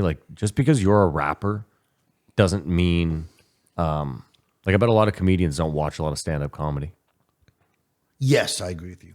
And You don't have to be a student or a that's exactly what I'm saying. To be the best of it. Yeah, and I think you'll find a lot of nerds in hip hop probably know a lot more than rap artists. because they're obsessed with it. They talked about. Do you guys remember NWA? Who allowed this to be recorded? Did some run in the room and stop this? It seemed like illegal. NWA? The Coming first straight time out we of heard Compton, a crazy motherfucker named Ice Cube. the aggressiveness, the message. Now, nothing would phase you. No. But the Ghetto Boys were banned. Two Live Crew. Well, it was just all so new. But Kamar, you're also forgetting that first of all, assisted its allure though. Two Live Crew came from Florida. Florida has the wildest obscenity laws ever. So that played into it. Well, and listen, that made them. The fact that they got banned from the radio parental made them advisory way sticker. more, That's what I'm saying. way Yeah. more popular than they would have been had they just been some rap group. They probably would have been totally forgotten. Kamar, I think you're also maybe forgetting too that, when Eminem first dropped, people were like, oh my God, he's talking about killing his mother. And now that just you'd hear that and be like, nah, whatever. Of course. Who gives a shit? Good rhyme. I mean, Eminem's lyrics still, even today, seem pretty fucking provocative. No, now they just seem weird. Them, they seem provocative. Now you kind of listen. And again, you're just it's a 20-year-old trailer park kid. Well, he actually reminds me a lot of Wu-Tang in the way that Interesting. it's this alter ego. Where that's kind of how I felt about Wu-Tang too, is all these Absolutely. guys had these Raekwon, Corey Woods, sure, but that was Eminem's whole thing, right? Marshall Mathers. Yeah, when he was Yeah. he's when he Marshall was Mathers. Eminem, he was killing his mom, and when he was Marshall, he was fucking. 'Cause I'm Just Marshall Mathers. At some point, Joe wanted a to regular show guy. I don't know Raekwon why all something, the fuss about me, fuss about me. and Jamie teaches Joe how to search a word in text. What? If you're looking for something, you type the word in the text box, and all the messages come up. And I guess Joe was unaware of that. Well, Joe's fucking I also boomer was status. unaware of Oh, that. really? That's handy. Line of the podcast was when Joe was talking about shooting, and Raekwon goes, "You consider yourself a marksman." I don't even know who was fucking impersonating there, but it wasn't. But it was funny. Raekwon Yeah, that loves was the worst impression I've ever heard. As Reakwon, like a fucking British dude. The marksman. Raekwon loves Billy Joel. Yeah, I found Who that doesn't odd. love Who Billy doesn't? Joel? Who doesn't? But if you would Uptown assume Girl. you walk in the room and he's playing that, Fucking that's hilarious. love Billy Joel, man. Sing us a song, you're the piano man. Cream Cash Rules Everything Around Me was from a neighborhood friend. I wonder if he got broken off a bit. No, or if he did not. He's He is sitting in the struggling corner. right I now. told you I came up with that. He's in a Foot Locker wearing the fucking uniform like a referee, like, motherfucker. And rap being about bravado and stuff, he spoke about the advantage of being in the group. Like they talked about protect your neck. Yeah. When you hear the verse is like, oh, wait a second, I got to go. And that they brought out the best in each other. Then they went separate ways and with their egos. Was it a famous singer who did Baby, I got your money, don't you worry? Like, you know how It was Khalees and Old Dirty Bastard. there was somebody, I though. think it was Khalees. Khalees. I don't know where my phone is. Yeah, she's the one that married Nas. My milkshake brings all the boys to the yard. And Oh, they're that's like, who you "It's think it better than-" was? Khalees, yeah. Really? I'll pull it up right now. I didn't know that Milkshake Girl was married to Oh, she made so much money divorcing Nas. He Really, pays eh? like $200,000 a month in fucking alimony. That's an expensive milkshake. But I could be wrong. It might just be so. You know what? A lot of those early, it was like probably It was a like a nobody. nobody, Yeah, that's- someone you had never heard But of. then just some remember when female. it became like a huge thing to have like Dido on Eminem or It is Khalees. it is good Yeah. for you, Matty. Do you like The Still got it, baby. Alchemist? I think The Alchemist is arguably the best producer of all time. It's so crazy because I've started listening to his music and I never got it. He's incredible. But the beats are just so like, you have to be so confident that it works. Like if you imagine this person creates it, like he picks samples and stuff, and you hear it the first time, you're like, I don't get it. But if you listen to like, they're really, really good beats. The Alchemist is first of all, he's dude, We Gon' Make It by the Locks is arguably, or Jadakiss, sorry, is like one of the best rap songs of all time. He produced that. He's produced a Because million. you're not sure if you like the beat or the lyrics. No, the Obviously, beat is all that matters. The beat lyrics is all that don't matters. Lyrics do 'Cause not other matter. people can rap on another beat. Yeah. Someone can own another beat. Someone can take a beat from a guy. And without the beat, it's just poetry, which is never said. Well, that's all music. Without the song, Yeah, look at I Bob guess so. Dylan, look at Paul Simon. Radiohead. Yeah. Every song Yeah. without the music is just poetry. But that idea isn't brought to you when you cover poetry in school. No, you're correct. You just it's right there in front of you, of course, but you don't put that association. And I always found poetry sort of not as interesting as other topics. But I didn't put together that this was writing a song or. It's interesting you mention that though, because rap, like if you look at most rap songs, it's fucking lengthy. Like what, large stanza, hook, whatever. It's all that. There's some Radiohead songs where it literally reads like poetry. It's a haiku or something. I'm not kidding. If you looked at the lyrics on, oh yeah, 100%. Look at the lyrics on not Creep, but the other one there, and you're just like, none of this makes any sense. He's talking about a fucking refrigerator. no, and even then, it's literally like 3 lines Yeah. repeated, and that's the whole song. I mean, what song am I talking about? You're talking about not fake plastic trees. You're No, talking no. about Karma yeah, Police. Karma Police. That yeah. fucking hook is so good though, man. Giving all I can, it's not enough. No, the My voice is like a reg, it's like a fridge in Rhetor. That word is like, Ba-na-na-na-na-na, no, bow, but bow, bow, this bow. is what you'll get. Yeah. This is what you'll get when you mess with us. So fucking good, man. But that's not even the chorus. There is no chorus. No, but it's a Radiohead that's song. like yeah. you see, I totally disagree about the beat and the lyrics. Like the beat, super important, don't get me wrong. But to me, the lyrics are everything. Like if you have shitty lyrics, I don't give a fuck how good your beat is. You ain't shit. I just disagree with you. First of all, here's the thing. Like, I don't think it's one or the other. I think both schools could exist. no, and I'll tell you why. Okay, listen. Why he's wrong? Yeah. Well, just in my opinion. If the beat is terrible, you officially are out lyrically. If it's really good, like sometimes what I liked about Kanye is the one-liners or Kanye is terrible. What? No, but he had some great fucking lyrics. a couple Name one-liners. Name one? Yeah. I mean, dude, just look at he has a lot of them. Kanye ruined one of the best beats of all time. Father Stretch My Hands. Like, it's every time someone hits a game-winning three, it gets the father. It's called the Father Stretch My Hands treatment, where they edit the person hitting the game-winning three to this because the beat is so sick. And then Kanye comes in and his lyrics are just so egregiously bad. My favorite Kanye is the one he does with Jay-Z. I find that whole album is just really good. Most people disagree with me. I know. Watch the Throne. They I love don't. it. They don't like it, but I fucking easier. I love it. Easier to play. Yeah, there's probably like 6 or 7 bangers on that. What's the other one? Bam, bam, bam, bam, bam, bam. Yeah, that album's really good. N-Words in Paris. Like there's a lot of good songs on Let's that. get to one song and one song only. The one with the car video, which is so Otis. that's the a one I great was- yeah. fucking song, man. It makes it easier. That video is crazy too with Yeah. that car. And they donated it. Did they? Yeah, that's what it says at the end of the video. They're like, we're donating this car. It wasn't just destroyed for We nothing. donated it to Jay-Z's daughter. No. They auctioned it off and like all the money went to, apparently, who knows? They probably fucked some kids in the making of the It video. all went to a Diddy white party. Yeah.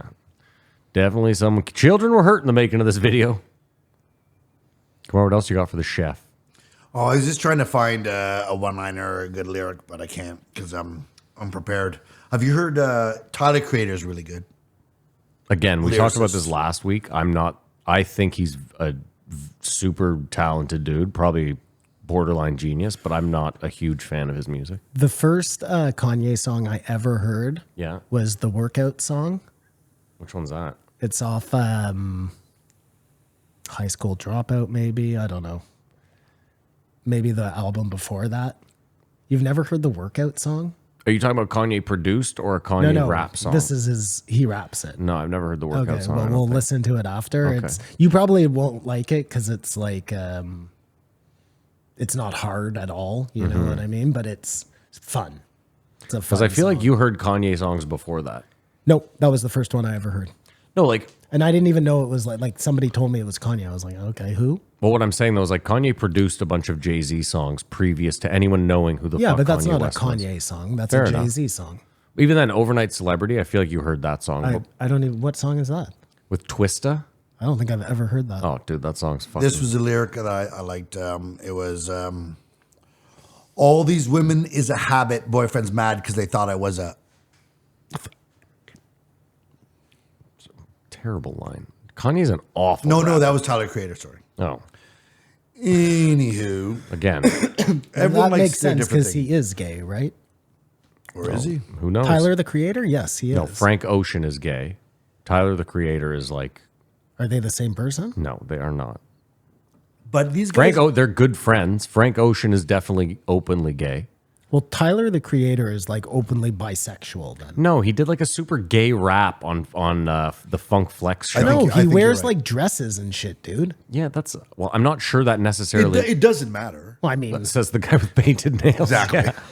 Wait. I was gonna say something. I had fucking something. No, it's fine. You're gonna have to move You're on. going to 'cause hate I've on Tyler the forgotten. Creator some more. No, not at all. I don't. I told you. I think he's a fucking genius. But you just don't feel it. It's just his music is not necessarily for me. yeah, I hear you. I agree. I don't like his music at all. Oh, Frank Ocean. Okay, Frank Ocean. obviously a very talented guy. He has one of my favorite songs of all time, Pink and White. And I was looking at the liner notes for it. And like, I don't know.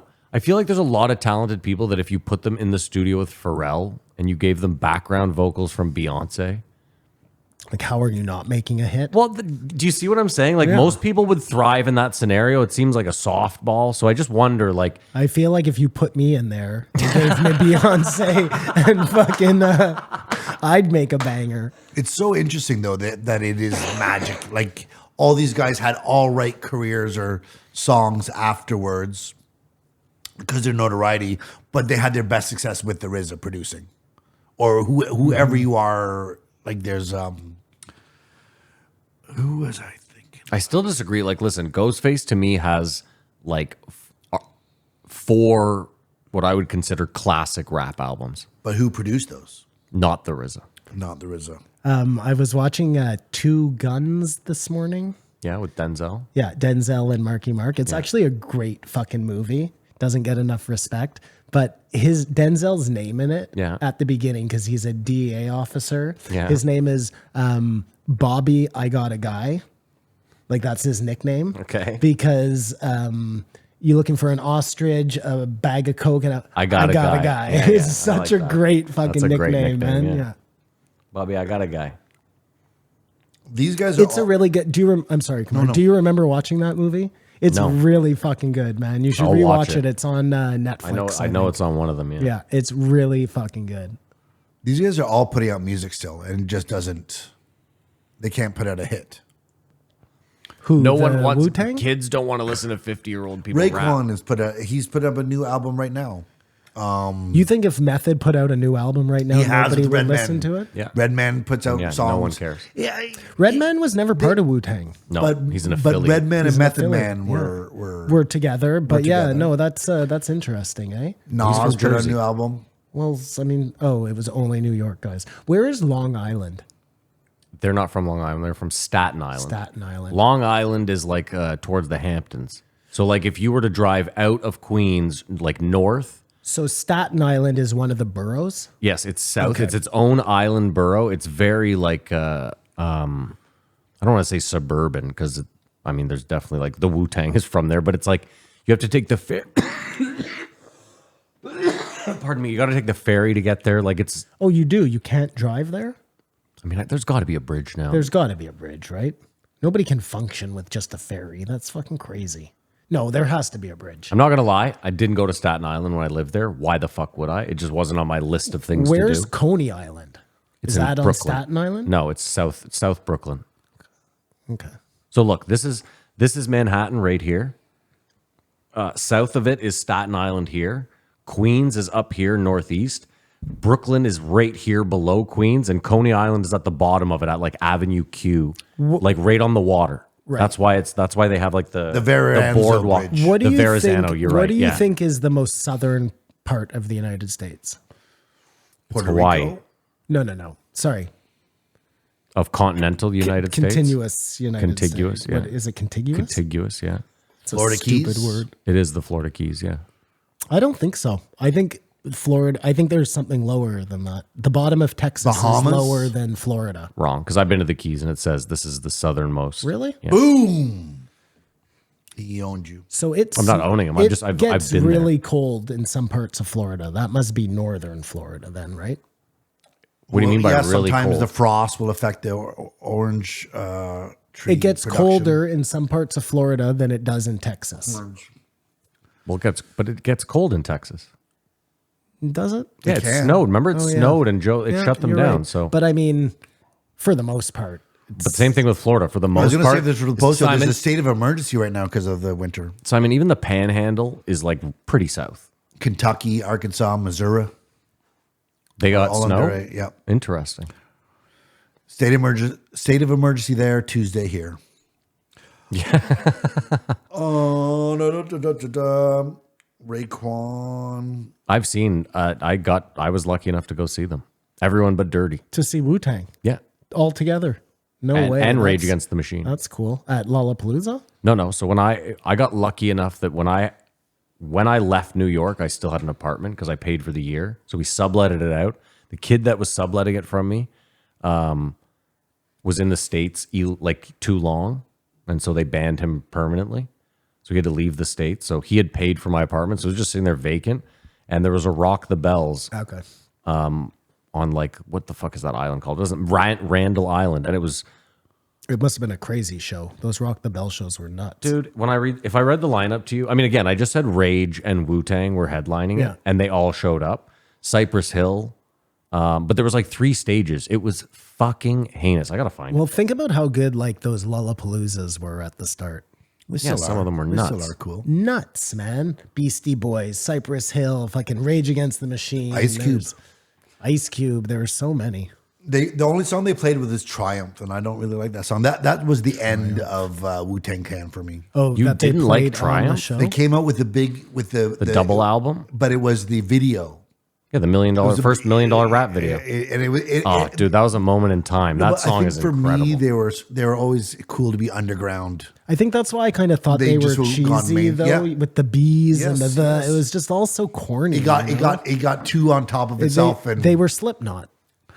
I guess so. Yeah, Can I read Grateful it to you, Dead Simon? on this Yeah, end, please. Slipknot on that end. Okay, so it was Rage Against the Machine, Wu-Tang performing whatever the hell it says. No, this might not have been the year. Cypress Hill, The Roots, Mos Def, EPMD, Pharaoh Monch, Jedi Mind Tricks, Immortal Technique, Living Legends, Public Enemy, Supernatural, Rozelle, High Tech. Christ. Dude, insane. You see, that's cool. I liked Lollapalooza because you could get Ice Cube and Jane's Addiction in the same concert. That's Rather than fucking one rad. genre Yeah. festival. Jane Says, I think, is one of my favorite songs ever. Very simple song. I will say But this. amazing. The problem with this was like when Wu-Tang was on, I might have just been in a shitty pocket, but I was surrounded by like greasy white people that were like, bring on Rage, this is garbage. And I was really there to see Wu-Tang. Yeah, why is Rage at Rock the Bells? Like, isn't Rock the Bells a rap show? Yeah, the thing is like 10 years, 15 years prior to that, Rage and Wu-Tang were supposed to tour together, and it ended up being like a big thing where they played one show together, and then that was the end of the tour. So it was kind of like a... It was like a Run DMC Aerosmith situation. Sure. I just know that was... So this Rock the Bells, the guy that did the first Rock the Bells was like, this is a chance to bring it all. And Rage hadn't toured in a long time together, so it was like a big deal. Was it Perry Farrell who did Lollapalooza? Yes. Correct. Yeah, it's crazy how bands like the Beatles and the Rolling Stones are still in the vernacular or whatever, but other bands that are really impactful, like Jane's Addiction, say, or Fade Away, Wu-Tang Clan. But I don't think Jane's Addiction was that impactful. Like, why? Because of Lollapalooza or Perry Farrell? I think though when they started, they were like the only guys out there doing crazy like thrash metal with this crazy vocal. Thrash metal? Jane's Addiction? Stop. Here we go. Dun, dun, dun, dun, dun, dun. It's funny. I think of them and I just think of that song Tahitian Moon. Under the Tahitian Moon. It's like the slowest. Not thrash metal, but they Yeah, were they weren't they were thrash. heavy at the time. They weren't like fucking A lot of distortion. Primus or something. Sure, they were. No. For sure. Are you thinking of the Just right catchy. band, I am. dude? I'll play you some heavy songs. You're talking about heavy and you just brought up Primus? Is Primus not heavy? Well, they're probably heavier than than Jane's Addiction, but I mean, I wouldn't consider Primus like a heavy band. They were fun as fuck. Primus was fun. I thought they were like a heavy metal band. When I had a big brown beaver and I stroked it all the time. Like, think about how impactful 93 Till Infinity is to you. Probably one of the most You know what I impactful mean? rap But songs no one of all talks about time. them. Yeah, but I mean that was a big deal to us. But you're also doing a disservice. They only had one hit. Yeah, and You couldn't. No one outside of maybe me and right now. I know it's just that moment in time. nobody whatever knew them at appeals to you. all. Souls of Mischief. Well, no. Listen, I know the hieroglyphics. Like I said, I'm aware of them, but that is their only like claim to fame song. Have you seen their video where they do Burnt over 93 Till Infinity? No, It's amazing. Well, hold on. What did you say? the hieroglyphics. The hieroglyphics wasn't just Souls of Mischief. No, it was a Del bunch- the Funky a Homo bunch of different Sapien, guys, yeah. Casual. Yeah. Yeah, it was- but yeah, I know. at But I'm that saying they were time, to part of us, that. They were a movement. That was my jam. Yeah, that was your Wu-Tang. Yeah, that was my exactly. Yeah, exactly. again, a bunch. So when Wu-Tang came out, And that's where Joe's wrong. Is this did exist? Just no one made it as big as Wu-Tang. they seemed kind of legit. Where to me, Wu-Tang seemed like that video they made with the bees. Got too big. They were like too Everything corny, gets too big. so Yeah. it didn't seem cool. But I was wrong. I'm sure. You know what I mean? But I'm with Kamar. Like that video, I thought was fucking dorky. And I'm has talking about the song. is there a group that is successful? There's never been a. Is there a? Say that again. A group that's been successful, like Wu-Tang. Obviously, they got screwed as the group. Yeah. A rap group, you mean? Backstreet Boys got screwed as a group. Like all these groups, these bands, whether you want to call them independent, whatever, they get screwed because it's very hard with the management, the entourage, and all that. I don't know what I'm trying That's to the say. old music. I don't think that's as easy to happen anymore. And those are bands where they're like everybody is kind of a star. There are plenty of bands out there where there's a lead singer who's the star and everybody else is the band. Well, and they I'm did telling you right just now, there's fine. no rap group. There's no new rap group. There's no new rap group. There's collabs or whatever. There's no band. Oh, right. I mean, what about like Migos? There was 3 of them. That'd be the last. That'd be the last. And they ran because Wu-Tang walked. What about D12? There's another example of like bringing a bunch of famous dudes together. G Unit. No, you're wrong there. That is Eminem bringing his His friends. unknown Okay. crew Still- along. Now, keep in mind, that was they, the thing. You're not wrong. That's They kind of really the same as Wu-Tang. they released 2 albums, and Eminem did like that was yeah. You have Run DMC. And you know what? In all fairness to D12, like only like probably 2 of those guys are You couldn't name right now. Name all of the D12 guys. okay. Exhibit. Nope. No, the big fat guy. What's his fucking name? Do it, Simon. Do it, Simon. Obi Trice. No, he was an affiliate. No. It's right on the tip of my tongue. Sit your ass down before she crashes out. Starts with a B. A B? Yeah. It starts with a B. Bizarre. Bizarre. Yeah. Okay, that's what I one. said. So Exhibit was, I there's mixed it up, Bizarre, yeah. Eminem, Mace, not Mace. Nope, not Mace, no. The guy who was Eminem's sidekick there. Yeah, who's dead. What's his who's name? dead. Yeah, what's his name? It does it start with an M? Nope. Doesn't start with an M. No. What does it start with? A P. Oh, Posthumous. Well, no, he's from De La Soul. Yeah. well, and yeah, there that's are from a De La lot of Soul. hip hop groups. Yeah. De La Soul, Tribe Called Quest, yeah. Diggable Planet. Was a thing. Fucking, Was a thing. Well, I think that was a hip hop thing, It was. not a rap thing. There were very few rap groups. Yeah, like, because rap was very braggadocious, whereas hip hop tended to be working more. together. It's hard I mean, to even make that room for everybody. Far Side, fucking, the Yeah. list goes on and on. Dude, Far Side is probably hands down my favorite rap group. My favorite thing in rap is when one rapper gets together with one producer, like Freddie Gibbs and The Alchemist. You know what I mean? You just work with one guy for one album. He does all the beats, and it has like the same. Because what I found, like, albums had a tough time being like cohesive. Like it was just like a bunch of like, here's 9 songs that I think are sick thrown together. They don't have the same sonic like sound. They don't sound the same. They don't have the same sonic feel to them. Whereas when you get like, I have The Alchemist making 10 beats or Madlib. You know what I mean? I have Madlib just making all my beats. Did Jay Dilla do Far Side? He did one of their songs. He did Just one of their Now, songs? in my younger days, I used to sport a shag. When I went to school, I Passing me carried by. lunch in a bag with an apple for my teacher because I knew I'd get a kiss. Always got mad when the class was Yeah, dismissed. every song on that album is a banger. It The would- Bizarre Ride. Yeah. It would be Everyone. And good the album. fucking cover art is insane. Do you know anyone from the backwards video they did too? You remember Falling. that? Folly, yeah, that was the next album. Drop. Drop. It would have been cool to have like Raekwon, Method Man, and Ghostface Killer, because then you have some sort of Back and forth. some story stories. to talk about. But it was the brand new heavies that Joe played for Raekwon.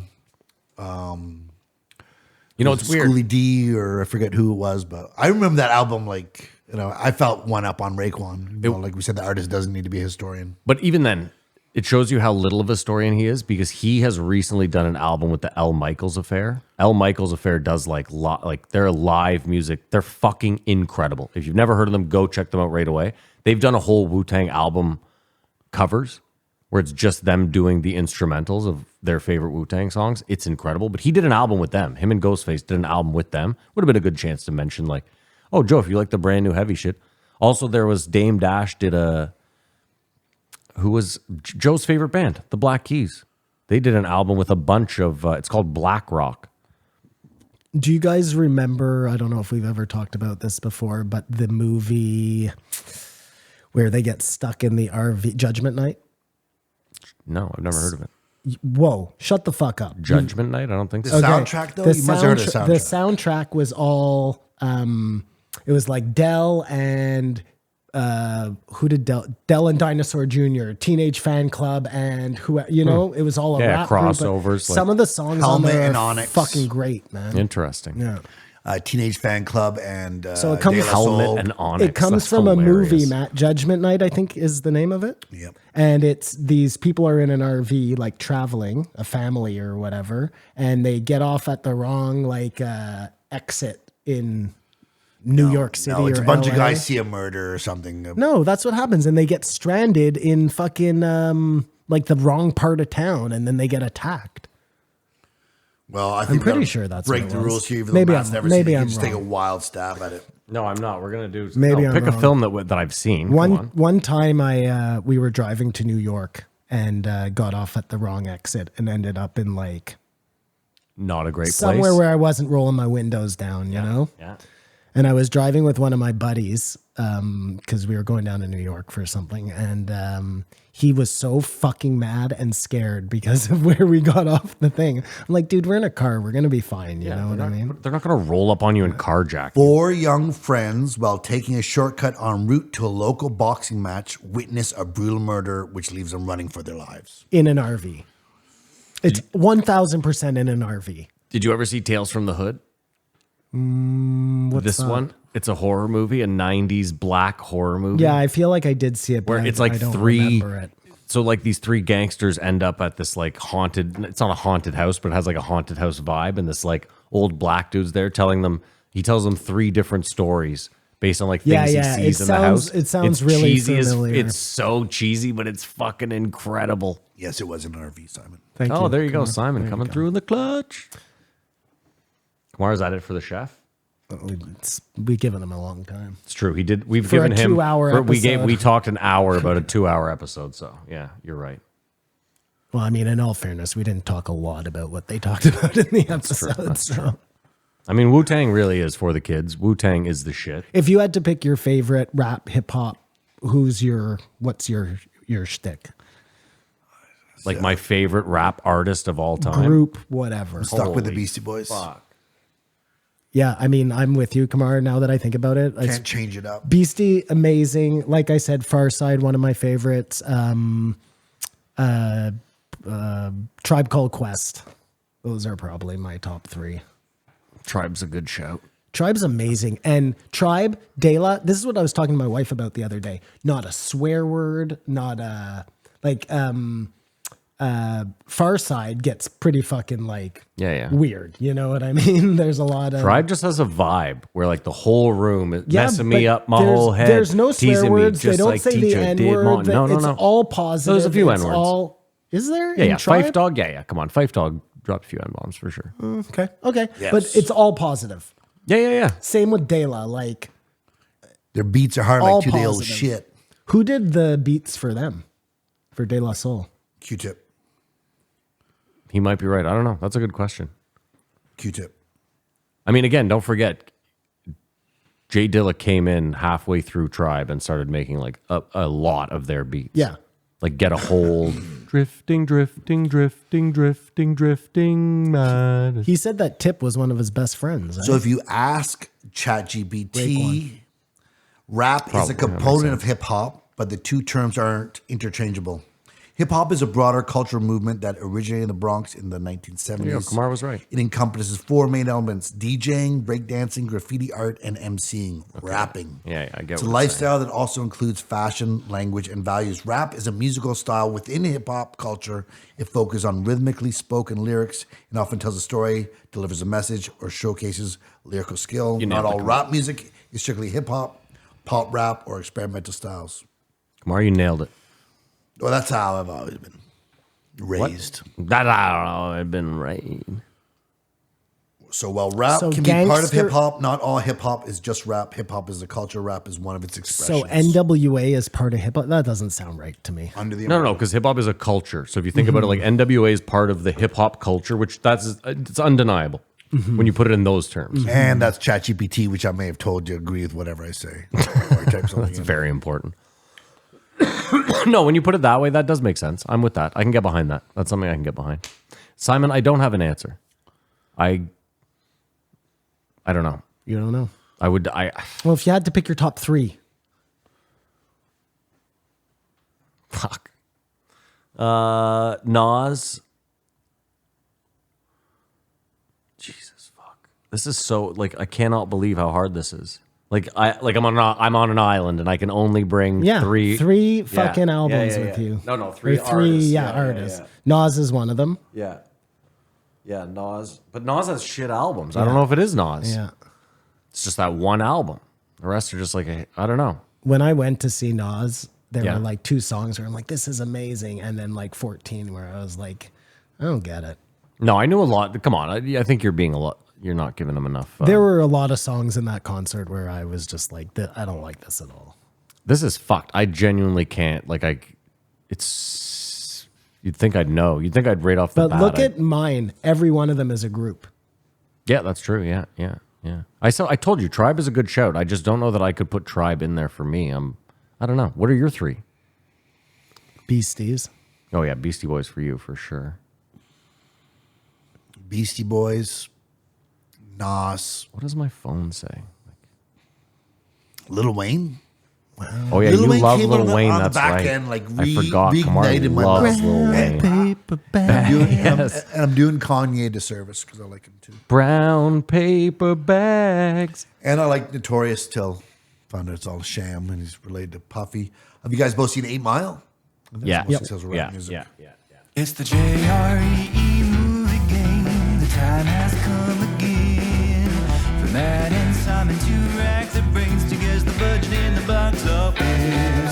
We all know they won't guess the year, and the Patreons are the real winners here at the JRE movie game. Gotcha, Simon. Come on, take it away, Figure baby. something out. It's the movie game where Matt and Simon go head to head to find out what year a movie came out, how much it cost to make, and how much it made at the box office.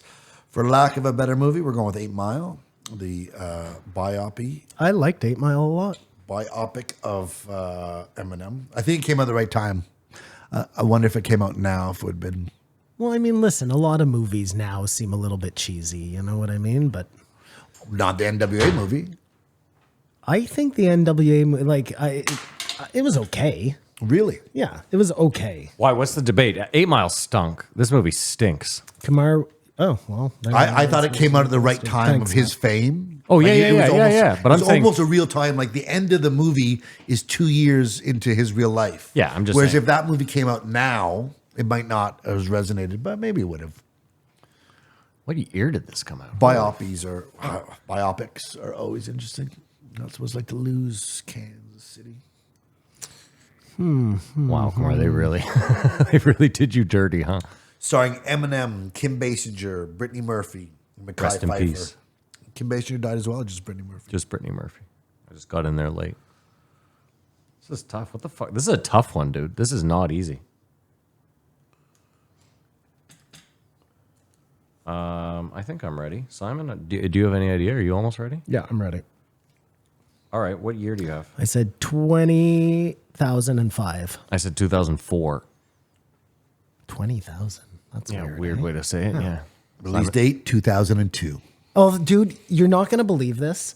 No, the I'm way not. the way I do it is Yeah. I add in how old I think I was to Yeah, the thing. yeah. I wrote 25. Yeah. That's how old I thought it was when it came out. 2002, and I was like, no, that's too early. I'm going to add a couple of years onto them. Son of a bitch. You know, those couple years are the pandemic years. Well, that's funny, Simon, because Fog everything. yeah, it's the fog. I did the same thing, and I'm like, there's no way this came out when I was 19. That just doesn't, I don't know if that adds up. Well, that's what I said too. I'm like 25. It seems like I would have been older than that, but no, it was a long time ago. Okay, I said it cost $25 million to make, and it made $275. Dude, this is fucking crazy. I said it cost 29 million to make, and it made 248. Whoa, I gotta almost give this a Simon. Budget 41 million. Oh, I said 29. Well, you both got the same. Okay. You're But still box closer. office 242.9 million. Whoa, that's pretty close. Well, we're That's a both big hit. like right there. That's He a was a great money return maker. on investment for that movie. Oh, dude, Eminem made more money in rap than anybody ever. Really? More than Wu-Tang Clan did. Dude, More than Jay-Z. do you want me to pull up the numbers? I bet Eminem made more in rap than, I bet you it's staggering. And that's the movie game. What are we looking at here? Rap album sales? Would that Sure. be? Yeah, good. Okay. Rap album sales all time. I have a feeling Eminem is number one by a fucking country mile. If you think you asked like the majority of the people in the world, who do you think they would say is the best rapper? Eminem. Yeah. Really, eh? Look at my grandmother. You know what I mean? Like if you ask my grandmother, that's just the name that. See, I would say Jay-Z is like a bigger presence in the Oh, no, for, no, no. for no, like no, the no, average no. person. I thought know? you meant like the technical. No, just Because those you know, they're the complete opposite. Like Jay-Z is just one-liners. So Eminem sold 61.5 million albums worldwide. okay. The next closest is Tupac with 36.5 million. Sorry, Tupac sold more than Jay-Z. I'll get to it, but just to show you there, Eminem Yeah. sold pretty much Yeah. double what Tupac Yeah. sold. Jay-Z is number 4. Well, who's number 3? It skips number 3. I hate it when they do that. Well, Jay-Z is 33.5 million. And then after that, you have Drake with 33.5 million. And then you have Kanye with 27.5. And then Lil Wayne with 25 million. Well, listen, he has so many albums. You're going to like this. Number 9, the Beastie Boys with 23 million. Nice, wow. Back when they sold albums. Outkast, Oh, fucking forgot all about Outkast. There's another group I love. Nelly, Hate Nelly, but yeah. Biggie. Okay, 50. That's weird. Why? Biggie sold a ton of DMX. That makes all this is adding Well, up. both Biggie and Tupac weren't alive very long. Like, how many albums did they each put out? Posthumously, they sold a ton of albums. Gotcha. A fucking ton of albums. They released like 14 albums after Tupac died. It was staggering. Staggering. You want to know after that? We got DMX, Ludacris, Snoop Dogg, Oh, yeah, I forgot about Snoop. Nas, LL Cool J, and that's where the list I'm ends. surprised Snoop isn't higher up, frankly. Yeah, I mean, he's been around forever. He's released a lot of albums. But none of those albums did commercially very well. Well, Dog Pound did. Yeah. And That's it. yep. Okay, Kumar, let's move on. Oh, rate it. I give it a 4.5. 3.5. 3.5. I go to 4.5. 4.5. Wow. It's so funny, Kumar, because I was going to take like 4 guys to score touchdowns in this game, and each one of them has scored. What rapper do you want to see next on Rogan? It's easy. Vince Staples, without a doubt. I don't even know who the see that fuck that coming. is. He's a young rapper from, young. He's probably like 26, 27. He's from LA or the Compton area. He's fucking hilarious. He might be the funniest person on earth. He's fucking, like, I'm telling you, if he went in there and sat with Joe would be like, this guy's 100 times funnier than Cam Patterson. This guy should be doing comedy. Yeah, that's my answer. He's an artist. Vince Staples. Go ahead. Let's move on to the last one. Bang it out real quick. Oh, that's some good dead air. Yeah, we're waiting on you there, okay? Oh, what? No way. I was just letting everyone Fucking guy. Just catch their breath. sit in the moment. It's the Ibogaine one. 2251, Rick Perry, former Governor Rick Perry, and W. Brian Hubbard. Do you guys remember when Rick Perry was running for president? I do, yeah. No. And they asked him what are the 3 functions of government, and he couldn't say it. And that was like the end of his run. He ran against Ron Paul, Michelle Bachmann, and Rick Perry. Back in the day. He is Rick Perry. Sorry. But But those are the other people he ran against. Well, there must have been somebody else in because none of those people won. No, it was Mitt Romney, Didn't win. but was the nomination for the Republicans. Oh, I see what you're saying. Good. There is so a guy he that didn't loses. run for president. He ran for the. He ran for the Democratic nomination. No, for the Republican Whatever, nomination. Yeah. Gotcha. Former Governor Rick Perry. Hunter S. Thompson invented fake news. I thought that was an interesting take. We haven't heard this. Making stuff up.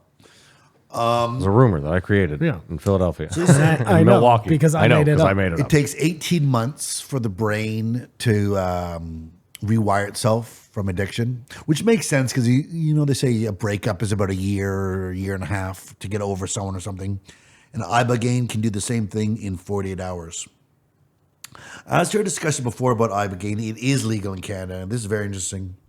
Iboga and ibogaine are legal for personal use and possession in Canada, though sale, distribution, and other activities involving the substance are illegal under Canadian federal law. So you can do it, but there's no way you're going to find it. Yeah. So it's decriminalized. Is that what you're saying? Ibogaine is a regulated prescription drug listed under Canada's prescription drug list. So it's okay. So you can get it. You It's should be prescribed. able to get a doctor to prescribe it to you. Though according to Health Canada, it is not authorized for medical use, its legal status outside this context is not well defined. Possession is not criminally prohibited, but the sale of health products containing ibogaine is. Is ibogaine one of those ones like ayahuasca where you like puke a bunch and then you go on a huge fucking It's a trip? hallucinogenic. Yeah. It is, eh? Health practitioners can request ibogaine for patient use through Health Canada's Special Access Program, but Health Canada is reportedly not inclined to grant such requests on the grounds that insufficient clinical data exists to recommend its medical This use. is exactly what I said Well, off like the rip. you can go and get ketamine treatments in Canada. Yeah. Like that, they're They'll pay for it. accessible. You They'll can pay for find them. There are places in. What I said to Kamar was, I believe this guy said it was legal in Canada. And then Kamar said, why aren't people getting it? And what I said was, I believe the reason would probably be it's only prescribed, and there's probably some loophole where they won't prescribe it to you in almost any case. And that's exactly Dude, what I it is. see the fucking fentanyl heads around my house, and I'm just like, you can just give these guys ibogaine and they'll be normal. Well, what the fuck are you doing? Brian Hubbard, who spoke the lion's share of this podcast, did say with anything that people have to want to do it. Yeah, he did. Like you can't tie someone Yeah. down and give it to them like, oh, you're back. I mean, ideally, that's what I'd like to do and that seems, No, and he mentioned too, he strongly mentioned that like the therapy around it is the not the distribution. What's the word? Administering. The administering of it has to be done by professionals, and the psychiatric sort of treatment after it is wildly important to.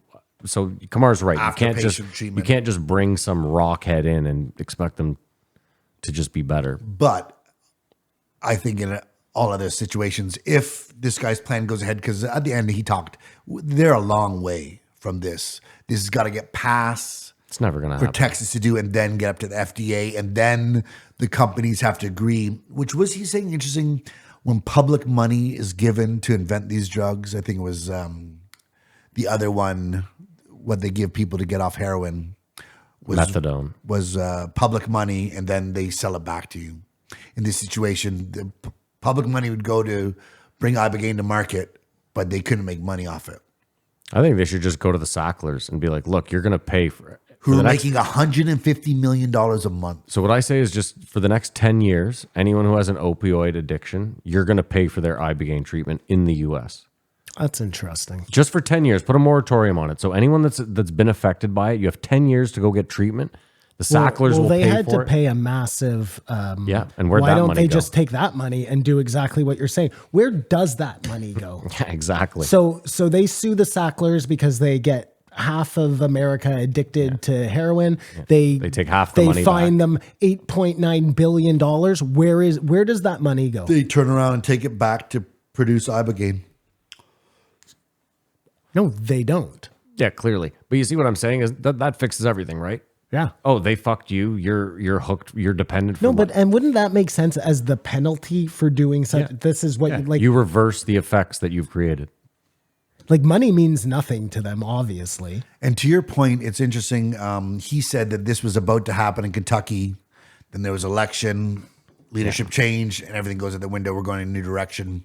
I was saying, hopefully, the conservative government would, I'm sure there's conservative guys or girls that listen to the Joe Rogan Experience. Hopefully they listen to this episode and light a fire under with someone. Because if it is legal here, there's no reason why we should be on the cutting edge of this. And it is an actual problem.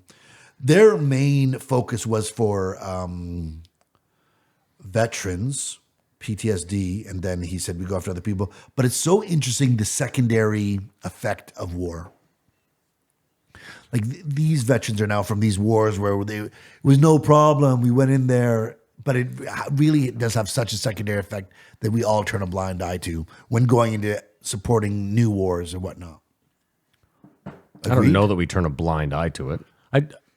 I mean, we've known about PTSD for 20 years, and they've gotten involved in how many years? Or But- how many wars, sorry. Can they justify the wars for the natural resources? It's going to screw up a million guys, but this is worth it on the whole. I mean, that's how they have to look at it as a decision-making process if they do care about veterans, right? They don't. They obviously don't care. They about obviously veterans. don't care about Yeah. Like veterans. obviously not. Sorry, not, and when I say they, like, there's people within the government that do. I'm not collectively saying, like, every governor, All every good people. congressman. Yo, if you go and fight for your country, you should come home and have the rest of your life paid for. If you are a soldier and you went to war for our country, I think we can all or agree that their at the country- absolute very least, any medical issues you have moving forward are taken care of. Yeah, but some guys come back and they can't work, whatever. Nobody who goes and fights for anybody's I agree. country should have to come back If you go and fucking if you struggle. go and fight I for agree. 2 months, Okay, and then the war ends, listen, there has to be a certain type of a service. threshold to it. Why? No. No, if you I'm sign not up, pushing back. if you sign up for the military and you never go to war, I don't think that's the same as somebody who's gone to war. Yeah, but fine. But Kamar said you go for the last 2 months. Dude, in that 2 months, you could fucking kill 10 Yeah. people. You could be shot Yeah, at 15 totally. times. Like, I'm not going to say that guy doesn't deserve it. I agree with you. Like, yeah, maybe if you just served and you never left the U.S. The U.S. exactly. But if you go to Afghanistan, Yeah, you do you a have to tour of watch your duty. friends get blown up, Yeah. and then you come back here and you fucking can't get a job and you struggle, and then like fuck that, man. That's so fucking backwards. So we agree, though, it'd be better if we didn't have wars. Well, yeah, of course we agree with that, Kamar. Like, Yes. do wars solve more problems than they make? I guess that's what I've been asking this whole podcast. Kamar, they just make money. It's all about money, buddy. I think armies are probably a necessity and wars are probably not. Yeah, but I agree. Of course, you need an army. But the point is like, you don't have to spend as much on that army, and people won't make as much money unless you're actively fighting wars, right? Mm-hmm. Which is actually not true, because the U.S. has so many bases abroad, and they're constantly probably reing up on equipment that machine is going to run forever. Like, It's gonna Well, no, it has to, because you can't have anything and just sit there. You can't have planes just sit there. But You have to none- use them none and of- of course, service gotta, them. yeah, none of those bases exist if you don't have conflict everywhere. Yeah, people scared of you, so you can go in and fucking protect them, right? Or save them or whatever. I don't know. Like, why does America need a base in pick a place, you know? Well, I'm sure like Mike Baker would come on and tell you like, oh, well, we absolutely need it there because, there's a regime there that if they get into power, look, the big lie they tell is that they're going to come over here and attack us. And anything outside of like some terrorist attack, which I agree can happen. But even then, look at how often they do happen. It's not that often. There's not going to be a standing army that's going to come over an ocean and surprise fight attack, the that's U.S. for sure. Yeah, like that's fucking insane. Hawaii, maybe. You know what I mean? They're only outposts, but like continental U.S., every citizen is armed, first of all. So like, Contiguous? yes, the contiguous, yeah. So if let's say you land on the shores of Oregon, like they're all armed. You're not just fighting the U.S. Army now. You're fighting every U.S. citizen. I don't ever see that happening. Who has an army big enough? North Korea. Not even close. No, he means Not- people-wise. Like he means if he got the whole country marching. I But think again, North Korea could whip our ass, Canada. Canada. anyone could whip. I'm talking about the U.S. Are you kidding? Yeah. Venezuela could beat us. Venezuela, probably. Maybe. We send one frigate down there. In the event, I got to see this Texas Institute of Health. Because when Brian Hubbard was describing the health facilities in Canada, I mean, in Texas, he couldn't help himself describing the Texas Institute of Health, where former Governor Rick Perry had to step in and talk like, are the equipment's made of gold or something? But it just sounded like the most amazing hospital in the world, which he said it was. Which I don't know if we boast the same things here. You get there and there's a guy making crepes at the front door. It just sounds like the most amazing place you could be. It always smells of Cinnabon and not of a hospital. And that may be because of private healthcare. In any event, I hope It this. may be because of. I hope this is a linchpin to get the ball rolling, because the problem. Oftentimes we say we can't say anything because it's American, but the problem in Vancouver is so ridiculous. How much is Ibogaine? How much can you look? How much is an Ibogaine treatment? I'd like to know. Because that's the other thing you're missing is, like, let's say the Canadian government tomorrow was like, Ibogaine treatments are now legal. Every drug addict in Canada gets to go to the government and say, I want one, and they have to give it to them. And it could be the drug itself isn't expensive. It's probably the whole doctor that goes with it. Yeah, I agree. But that cost comes along with everyone we have to treat here, right? And if we have 100,000 addicts and it's $2,000 a treatment. Yeah, but that's the upfront cost as a then Simon, taking care of and monitoring and, you know. But you know what the truth is? $5,000 for 7 days US, but I think that's worth it. Even then, so that probably means you could do it for like $1,000. You know what I mean? If the government's doing it and it's like run at a facility where they, and you don't do it as posh as. Look, Simon, the truth is the money you save down the line from not having 100,000 junkies walking around like zombies, is 100%. I mean, you can't say the healthcare. I don't know how much of a burden they are. I don't I'm know sure how much. they're a huge burden later on. We just probably haven't gotten to that That's point true, yet because fucking. And no, you know what? I'm wrong. Every time you go to the ER, there's a bunch of fucking fent heads moping around. Like, can you get me an Well, aspirin? moping around too, but like, listen, when you're deep into that shit and you're outside in the middle of the winter, like bad shit starts happening. You know what I mean? Dude, then those people have to be treated. Like, Yeah, I don't think the Canadian government pays for it either. pays for what? Like, there's an Ibogaine It's retreat not. in It's not Vancouver. covered by OHIP. Experience your personalized Ibogaine treatment at Inner Realm Center in Vancouver. Affordability is our top priority for us. Our personalized Ibogaine program starts at just $5,000 US. Well, I know for the ketamine treatments, you have to pay out of pocket for them, so it doesn't. That's surprise just me it's just that, ridiculous. The effectiveness of this, turning like 100 people take it. If 70 people turn their life around, it's worth it for the. It's also 30 crazy that the to Canadian relapse. government would be like, we're not covering this. And you're covering the All sorts of bullshit. the ambulance Trans kids. the ambulance to go to the junkie and give them Maxalone or yeah. whatever it is and bring them to the hospital. They're paying for it anyways. It's just ridiculous. I don't know who said at the beginning, but someone doesn't want. and they'll it to cover stop. Ozempic, but they won't cover. It's probably because there's no money to be made on Ibogaine. There if probably I- isn't, But there If- is bringing someone who's an unproductive part of society to wake up and start a business, do something. Like I think it's an investment. I agree. For what they're That's what I doing said, otherwise, just Well, that's what we were saying. hang like, in the streets. There's got to be some benefit to stopping it, so you're not paying for addicts for. And for all our wanting to help other countries and do whatever, it's right in front of our face. Well, this is another one of those things. Like, let's give more money to the Ukraine while our own people fucking flounder. It doesn't make any sense. It doesn't make any sense. You cannot give a penny away to another country until your country is like Some sort of baseline, because we're below it right now. dude. We're like third world on 16 of the 25 stats that make you a third world country. But we've been No, raised. third world, don't forget, it just has to do with the war. No, I know. But I know the I'm new. just- you know what I I get what mean. you're saying. Yeah. We've been raised to think about how lucky and fortunate we are. We never question whether it's as good as it could be.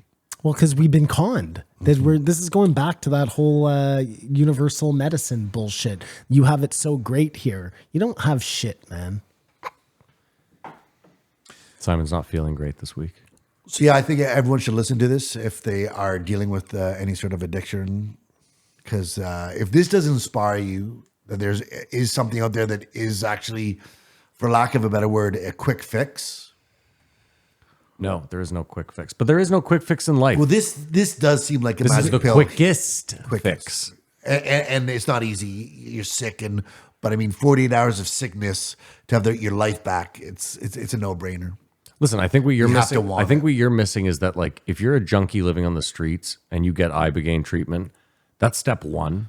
You can't just put that person back in that street and help them pull themselves up there. This is what I'm saying. You know what I mean? There has to be steps after that to help get that person back into society, get them a job. I agree, Kamar. I agree with you. If we have a quick way to get them at least fucking, I don't want to be this guy anymore. I don't want to, we should do that and help them. There has to be steps after that. You can't just then leave people. Listen, there are a ton of people out there who want to quit whatever they're on, and addiction is so hard to beat that you just can't do it. So if this can help those people who want to quit, of course, and even if that's 15% of the drug addicts, that's still more than worth it. And it's like you go hardcore parkour right now, and this isn't an ongoing thing. Like for the next 100 years, we'll always have this bill. This is a drastic change, like they did in Salvador. Well, I mean, unfortunately, you'll fix this and there'll be another drug to take its place. You know what I mean? Whatever, at least. If you got rid of all the heroin in the world, life. there would be a new heroin that comes around because that's the way fucking shit works. Are we done? Is that it, Kamar? Yeah. I give this a 4. Yeah, I'll give it a 4. It was. I mean, I think it's a 4 because it's important. It's not a great listen. Like Southern drawl, slow, it's Southern so fucking drawls. boring. I agree. It's I wish I called it it's Missouri. important. Missouri. I love that. All right, well, there it is. That's a week. New year, new us. We love you all. Thank you for listening. Maybe if you made it this far, you're willing to go a step further. We have a Patreon. If you want to support the show, you can do so for as little as $5 a month. We're running a sweeps this sweeps week, sweeps month. Nice. Get on there, jump on. Trying to get as many as we can. Let's try to get to 100 new Patreons this month. We'll start the proper sweeps in February. Yeah. Sweeps month, Yeah, sweeps sweeps month, month. sweeps month, sweeps month. So join patreon.com/JREE podcast. For that $5, you get the post show, the show of the show, we shoot the shit. As long as I'm not dealing with some technical bullshit, you will get it every Friday. You'll also get some old episodes of some other stuff we did. Hopefully we can do this curling challenge. Now I want to see if I can hit the fucking spot. We can totally do it. That's an easy one. Yeah, we yeah, can that's- just yeah, go yeah. rent a fucking No, we're going to thing. do it. Yeah. Simple. I think 10 shots I can hit the middle. 10 shots, you can hit the middle. Yeah. No practice. Just No, get no, out there. Like I'm going to wear the proper shit, right? Like you give me the No, shoe. but I'm saying like yeah, no, you're I go out dry. cold. Just I've never The way thrown. I kicked a field That's goal. it. I've never thrown a rock in my life. I'm not going to practice. 10 shots to hit the middle? Yeah. Yeah, I'm holding strong that I do not think you can do that. Fair enough. I do. So not wait, think- let me- I definitely can do it. Yeah. I don't think you can do it. I want to get this straight though. You don't Yeah. think that after 5 like good, honest tries, Yeah. that you don't think I'll have the weight at all? Like, Challenge. interesting. No, I Okay. think it's Can I sweep my own rock? the other can you sweep your own rock? Yeah. Good luck, but sure. Okay. If you think you can run after your own rock and sweep it, good fucking luck. All right. Well, can I run out of the ice? You no, you're not going to be able to get to your own rock, unfortunately. I disagree. I think I can catch up with it too. This is double challenge now. Well, anyway, yeah. tune in. You never know. Join the Patreon. It might be up there. Thank you for listening. We hope you have a great week. We hope you had a wonderful new year. Be safe out there. And as usual, Keep your eyes open.